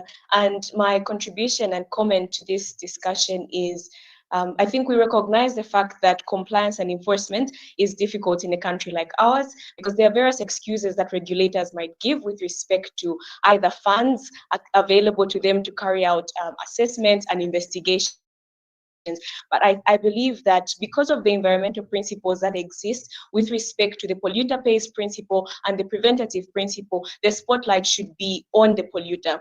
And in this sense, we must recognize that these foreign investors that would come into our country, because they have the higher bargaining power, because they bring investment to our country, they may very easily pollute our environment, and very little is done to mitigate the negative effects of this investment that is seemingly beneficial to us, but in the end, our environment suffers a great deal.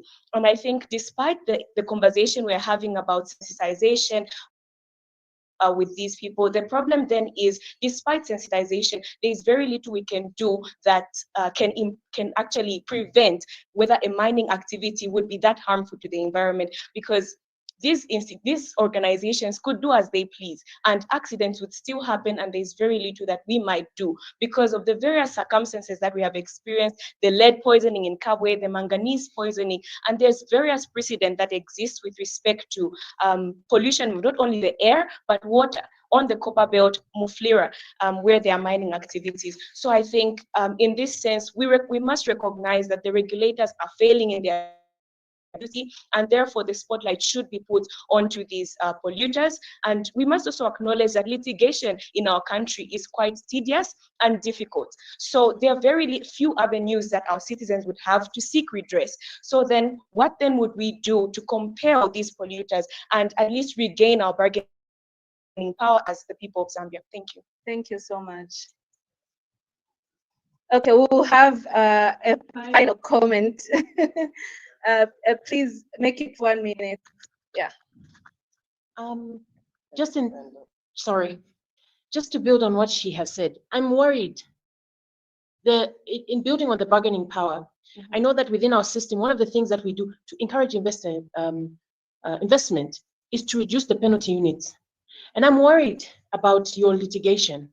And I know we talk about, we will use the other jurisdictions to guide the courts, but the penalty units at the end of the law, maybe at the end of the day, maybe the guiding basis upon which the court will make its final judgment, should we go that way?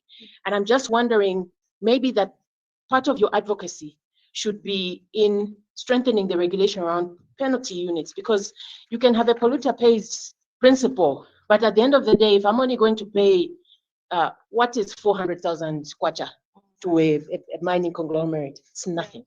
Yeah. So yeah, even 12 million is nothing. Nothing. Thank you so much. Thank you so much for these reactions, and I think they speak to Yes, we can give ourselves a round of applause. I think the audience has been the audience has been very engaged, and I actually want to thank the youth. We've really had great submissions from the young people, and it's great to see because yes, you're not future leaders, they're the leaders of now, and we're very happy to see you taking on this role of advocacy and demanding for answers. So I think we'll start with Melissa. You can just comment. I think this speaks to the regulatory framework I talked about, where there's regulatory failure, but also where we need to strengthen in terms of the policy, like she's talking about the fines that are given out.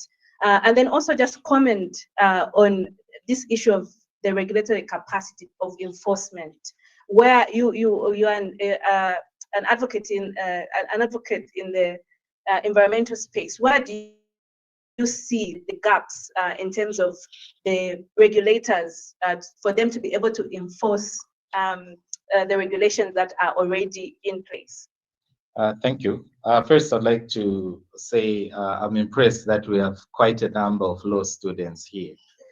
Yeah, this is quite encouraging because this is a space which has very few lawyers because it has no money. Yeah, most lawyers would rather be on the side of the mine because the mine has got deep pockets. So the community, it's a service, it's a donation you're making. So I'm quite happy that we have quite a number of people. So thank you for that. Now, on the issue of regulatory capacity, I think I agree 100%. And it's one of the first things I mentioned to say, do we have the capacity to monitor the whole country? Does ZEMA have the capacity? From my experience, I don't think they have. And to be honest, it's not their fault. It's not. So how do we help this? We put the money there, because if we're going to say we're boosting mining to 3 million tons per year, there is a corresponding risk that comes with that. And the question is, have we put in measures in place to counter those risks? My answer is a categorical no. So we need to, ZEMA needs to be given more money. It needs to be given more people, more experts, more tools, more cars, more GPSs, more everything. Mm-hmm. So, yeah. And then what are the gaps that we have seen in our interactions? One of them is that that capacity gap is there. And I think there are technocrats there who are doing their very best, who are trying, okay? Who are trying. But in everything, there are also inherent risks. One, there's corruption. We can't run away from that. There's political influence, which is a very genuine threat to everything that is happening. So in terms of trying to sort out what we're trying to do, it's a journey. There's a mining boom that has happened. Most of the things that are happening, we've never seen them before. And so as we respond, we have to have it in mind that we need to put in measures to stop such things from happening in the future. And then this is my last word, isn't it? Yeah, my last word comes from, well, I also agree that litigation is not the only way. It's just one of the tools, okay, to put pressure. But there are other tools you can use: advocacy, lobbying, even protests. I'm not inciting anyone, but I'll end with the words of the High Court in Nyasulu, in a case Nyasulu versus KCM and others. They said the fact that Zambia is in dire need of foreign investment to improve the well-being of its people does not mean its people should be dehumanized by greed and crude capitalism, which puts profits above human life. And this is my parting word, and I'm glad the Vice President mentioned something along those lines yesterday. So there's maybe light at the end of the tunnel. Thank you so much, Melissa. Thank you. I think that resonates with everybody here. Charles, it's the issue of misinformation, disinformation, and we had a contribution there where she was saying even among officials, we are hearing different figures, and there's just a lot of disinformation and misinformation on this issue. So first of all, I think, what are the key things that need to happen to deal with this misinformation, and what do you want to see in terms of this credible information that can be shared with people? What information do you want released that is going to help us to understand the scale, as well as the things that need to happen to actually arrive at remediation for this disaster? Yeah, well, I think that's a loaded question. But what I would say, I think, on misinformation is the fact that misinformation sells, and there's no effort. There's no effort that is put in to read a story. It can be one paragraph. This person has done ABCD. Look at how many people comment, and look at the comments. But when you put up something well thought out, it drains you to understand, but it's very important. That's why the nature of the work that we do doesn't have many followers, because it requires you first to eat before you can even read and digest, and also realize that there is a problem. Because also people don't want to know that there's a problem. They want to be lied to that life is easy. Life is not easy. Who told you? You get the point. So people think that life is easy. They think, you just wake up and do. No, we make hard choices to do what we are doing. I also want free money, but I don't have a salary, but I have to do the work that God bestowed upon me to do. How many people are ready to do that? That's a question we should ask ourselves. I would rather be a slave, right?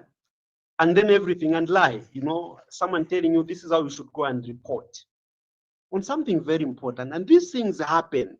If you want to practice real journalism, you can't find it in established media houses, because you find there's the owner who will tell you, we can't do this, we can't do this. Then at the end of the day, you provide misinformation to the public. So what we need as a country is young people like the young people who are in this room, coming up together, setting up things, and the money is there. The money is there. Of course, it may take a bit of time to get the resources, but there are people who are interested in this kind of research that you can put together. So they will support you. And what you are doing is not criminal. And it continues to help society so that we deal with misinformation that we are talking about. I think that's the starting point. It's not easy, but it's possible, and the examples are there that it can be done.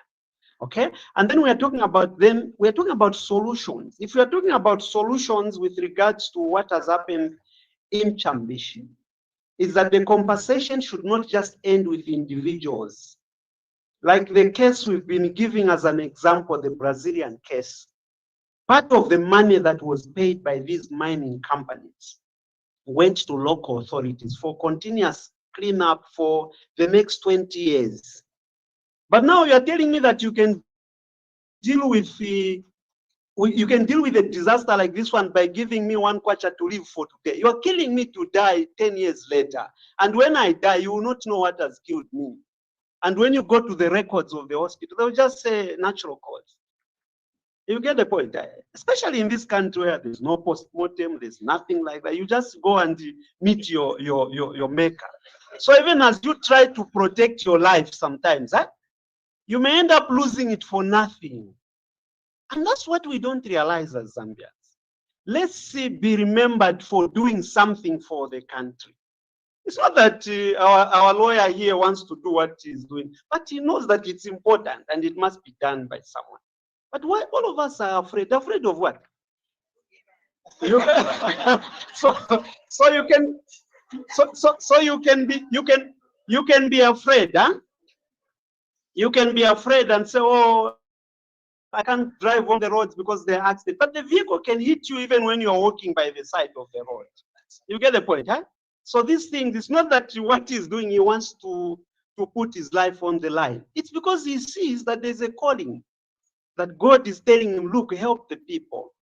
No one wants to be a Jesus, of course. But we have to make sure that we contribute to society in a meaningful way. And if all of us were doing something in those lines, I can assure you the boogeyman cannot be seen. The boogeyman can be seen to be powerful in the time when they have the instruments that make them look like they are powerful. But after some time, we've seen how just being imprisoned today, the next thing someone is sick. And these things happen to show you that they are human beings like all of us. So let's do something to help our society. I think that's the final call. On our part, we will continue to cover these issues, okay? So that people know, and we will go to the right sources. I think we have that duty, okay? That's what we are going to do as a contribution towards this disaster that has befallen us. Until that day when fair compensation is given. Yes, we've heard there's no compensation that is worth life, eh? But at least there can be fair compensation where people are protected. We talked about whether they are provided with domestic water. That is not provided. The sachets we are talking about are those things you buy. I don't know how you call them, for 1 kwacha, whatever they call them. Those are the ones they get 3 times in a week. It means they still use the same contaminated water to brush their teeth and to do everything. Okay, and then I heard finally, someone was saying, look, maybe we need to contribute. Yes, it's important to contribute, but sometimes why are you contributing to something that you haven't caused? Exactly. Then it means you are part of the problem, not so. So the person who has caused a problem, there is a way that they should pay for what they've. Not you people again, you start getting your 2 kwacha from what your parents are giving you to start contributing. It's a good initiative, but misplaced. Thank you very much. Thank you so much, Charles. And I think that's a very, very important point that we have to make, is that this is not a natural disaster. It didn't come from natural causes. There is somebody who caused this pollution, and they have the responsibility to actually pay for the restoration of the ecosystem, the environment, as well as the impacts that they have on the community. So thank you for highlighting that.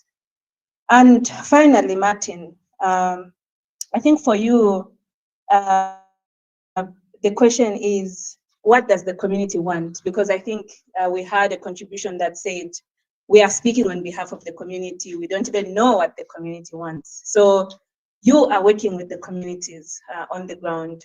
So my question is, what does the community want, and what do you want to communicate to us, the people that are listening, but also to government, as well as to the polluter, in this case, cyanometals? It gladdens my heart when I hear outpouring of the spirits of the people speaking to the matter that is beforehand. Everyone, you and I, we need life. The community of Kalusale, Mukumbo, Luela, they need a better life. You and I, we need food. People of Kalusale, Kangwena, they need food.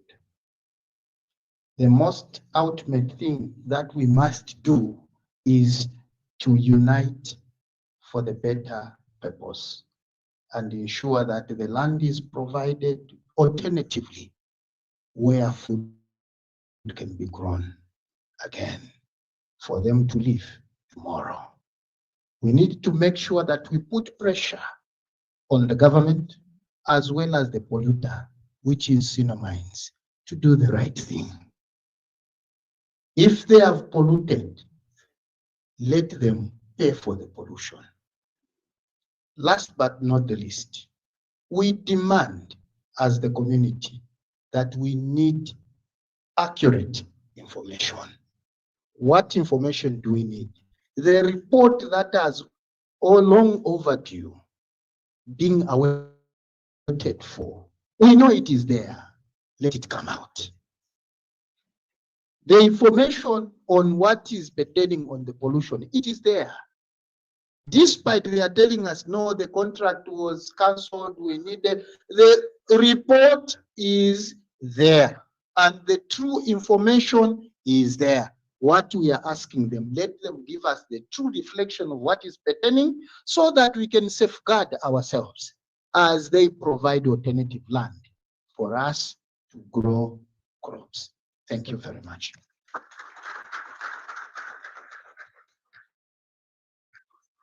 Please give my panelists another round of applause. And also give yourselves as the audience another round of applause. Thank you so much for engaging with us. I'm going to hand us back to Cheswa. Thank you.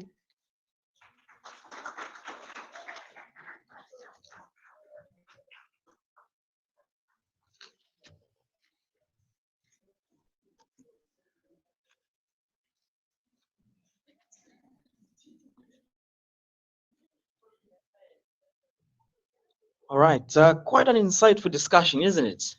And well, we hope we had more time, but I think we've been able to, pick out quite a lot from the discussion, and very powerful and necessary for the development of the country to discuss these issues. And some of the things we hear, ladies and gentlemen, we have heard clearly that beyond the environment and health impacts of this disaster, of course, people's livelihoods have been at stake. Demanding that we get accurate information, I think, was part of the last things that we've been able to hear here. Perhaps just one last hand that I would like to get, just under a minute, our next steps moving forward. Anyone who'd like to make a submission? Of course, quite many submissions made on us demanding for the most accurate information. But what else should we do beyond just now? Should this public forum end here? Or is there anything else necessary that we need to do moving forward? I'll hand over to Mr. Bangwe Navile. Just under a minute, what immediate steps? Perhaps I can get to just sum up and conclude. I propose that civil society should work with journalists to make this as a running story so that it does not die. All right, good submission, perhaps. Working with journalists to keep running the story, very important submission. My proposal is that we don't let the story die, because beyond ZNBC, beyond other radio organizations, all of us have phones, we have social media, and so we decide the news to a large extent. If we don't stop talking about this, the story won't die. We can't just keep it on. Let's civil society, let's do our part as well, let's educate ourselves, let's speak about this, and let's hold the people accountable. Thank you. Thank you. Hand there, and we can get a last one. Steps forward, what do we need to look at moving forward from this discussion? I think where resources allow, we should have these discussions every quarter to keep the momentum going. Even if 10 of us turn up to, let's keep it going. Keep it going. No matter the number, we must still keep it going. Yes, there's a hand there.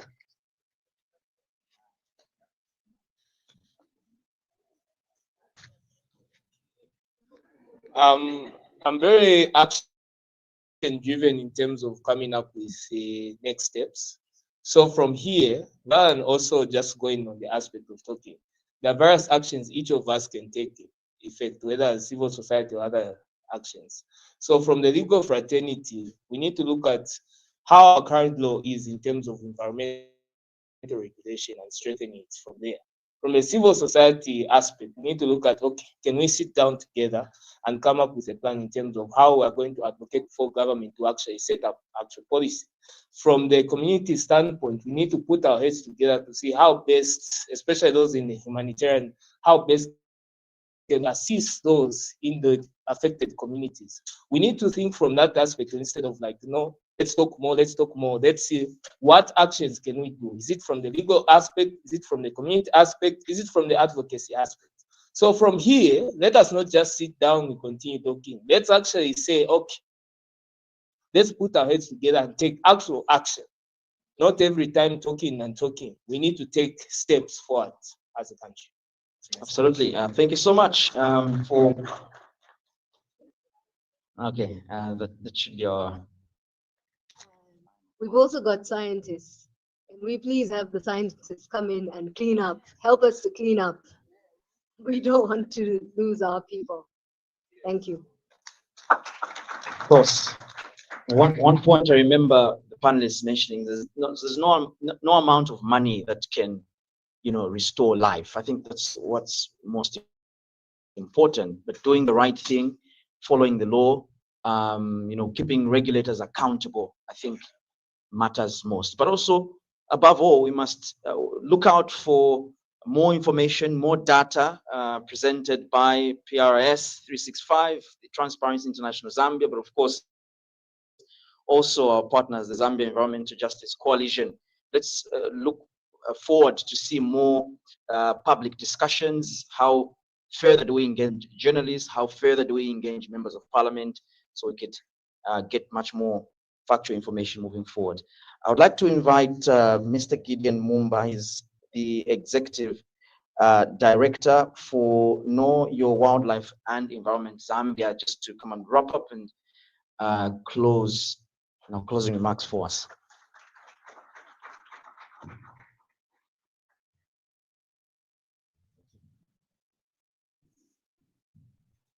Thank you very much. It's been a wonderful discussion and a lot has been said. And my duty is simple, just to give the closing remarks. Ladies and gentlemen, all protocols observed from the deliberations. As we bring this important dialogue to a close, one message resonates clearly. The Kafue River disaster is not just an environmental issue. It is a question of justice, accountability, and the dignity of many communities whose lives and livelihoods remain at risk, as well as the nation's long-term future. Today, we are aware of the gaps in transparency, inconsistencies in official statements, and troubling signs of an inadequate response. We have also heard the concerns of communities and civil society who demand the truth, accountability, and urgent action, not delayed promises. This discussion has reminded us of 5 things. Number 1, information must be shared openly. The public deserves to know the full scale of contamination and real risk. We call for unrestricted public access to official reports on the spilled costs, impact, and contaminant measures. We also for regular updates on remediation measures being undertaken. Secondly, accountability is non-negotiable. Polluters must not be allowed to return to business as usual before full restoration and fair compensation has been made. We also call for the review and strengthening of the regulatory framework governing tailings, dams, and mines affluent. We call for regulators to protect the environment from all pollutants. Thirdly, communities must be protected and involved. We call for a transparent, comprehensive, and equitable compensation framework. Communities and their representatives must be included, from safe allocation to meaningful participation in decision-making and compensation processes. The government must lead the coordination of these inclusive compensation frameworks. Fourth, independent expertise is essential. Science is not speculation, must guide cleanup, monitoring, and public safety. We call for the quantification of the full extent of ecological damage, health risk, health risk to communities, and socio-economic impact on livelihoods, such as farming, fishing, and water access. Fifth, but not the least, citizen action is powerful. Justice will not be achieved unless we as citizens remain vigilant, informed, and united in demanding the standards required action of this disaster. We call for more engagement from the ministry and regulation where updates will be given against planned cleanup and remediation measures to all concerned communities. This conversation does not end here. It must translate into coordinated next steps, including legal policy, scientific, and civic aspects. We must insist that the voices of those affected are the center of every process going forward. On behalf of PRS 365, Transparency International Zambia, and the Zambia Environmental Justice Coalition, I would like to thank all the panelists, our partners, and most importantly, all of you who have joined this dialogue. Your participation is proof that Zambia will not look away when our land, our water, and our people are put at risk. Let us live here with a resolve to continue speaking out, to hold duty bearers accountable, and to stand in solidarity with the communities along the Kafue River until justice and restorations are achieved. Thank you, and have a good night.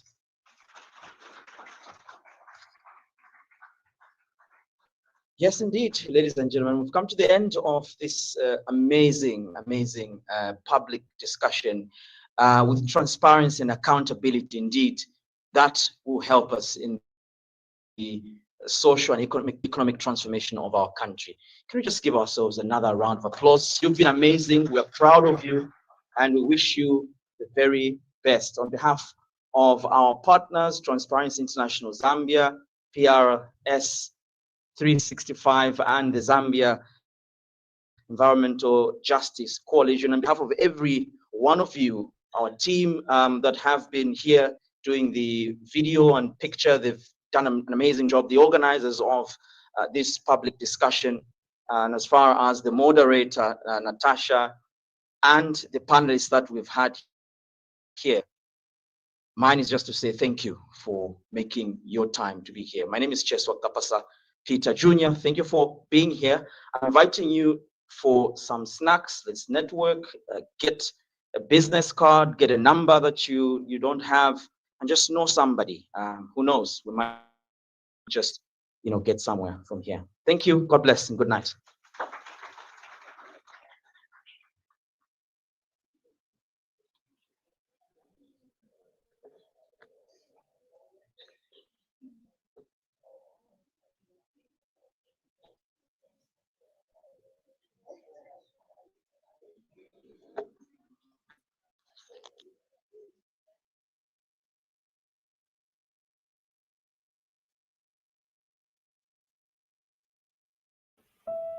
The Kafue River disaster, months later, and its impact still grows. On 18th February 2025, a Sino-Metals tailings dam collapsed in Zambia. Acidic sludge surged into the Mwambashi and Luela streams. Then the Kafue River, a lifeline for 12 million people, fish, wildlife, and ecosystems. About 50 million liters of toxic waste, acids, solids, and heavy metals flooded in. The toll: dead fish and livestock, scorched crops, families devastated. Kitwe's water supply shut for days, forcing the Copperbelt University closed for 3 weeks and disrupting Kitwe's University Teaching Hospital. Visit Zambia later revealed the spill was 30 times worse than Sino-Metals admitted. 1.5 million tons of toxic waste sludge. By mid-year, the world was watching. Embassies of Finland, Sweden, and the US issued warnings. The US excavated staff warning citizens of Copperbelt water. Scientists found 24 heavy metals in the river, yet officials insisted the water was safe. 6 months on, no official report, no public test results. For riverside communities, lifelines became poison. Crops burned, Fishers lost their catch.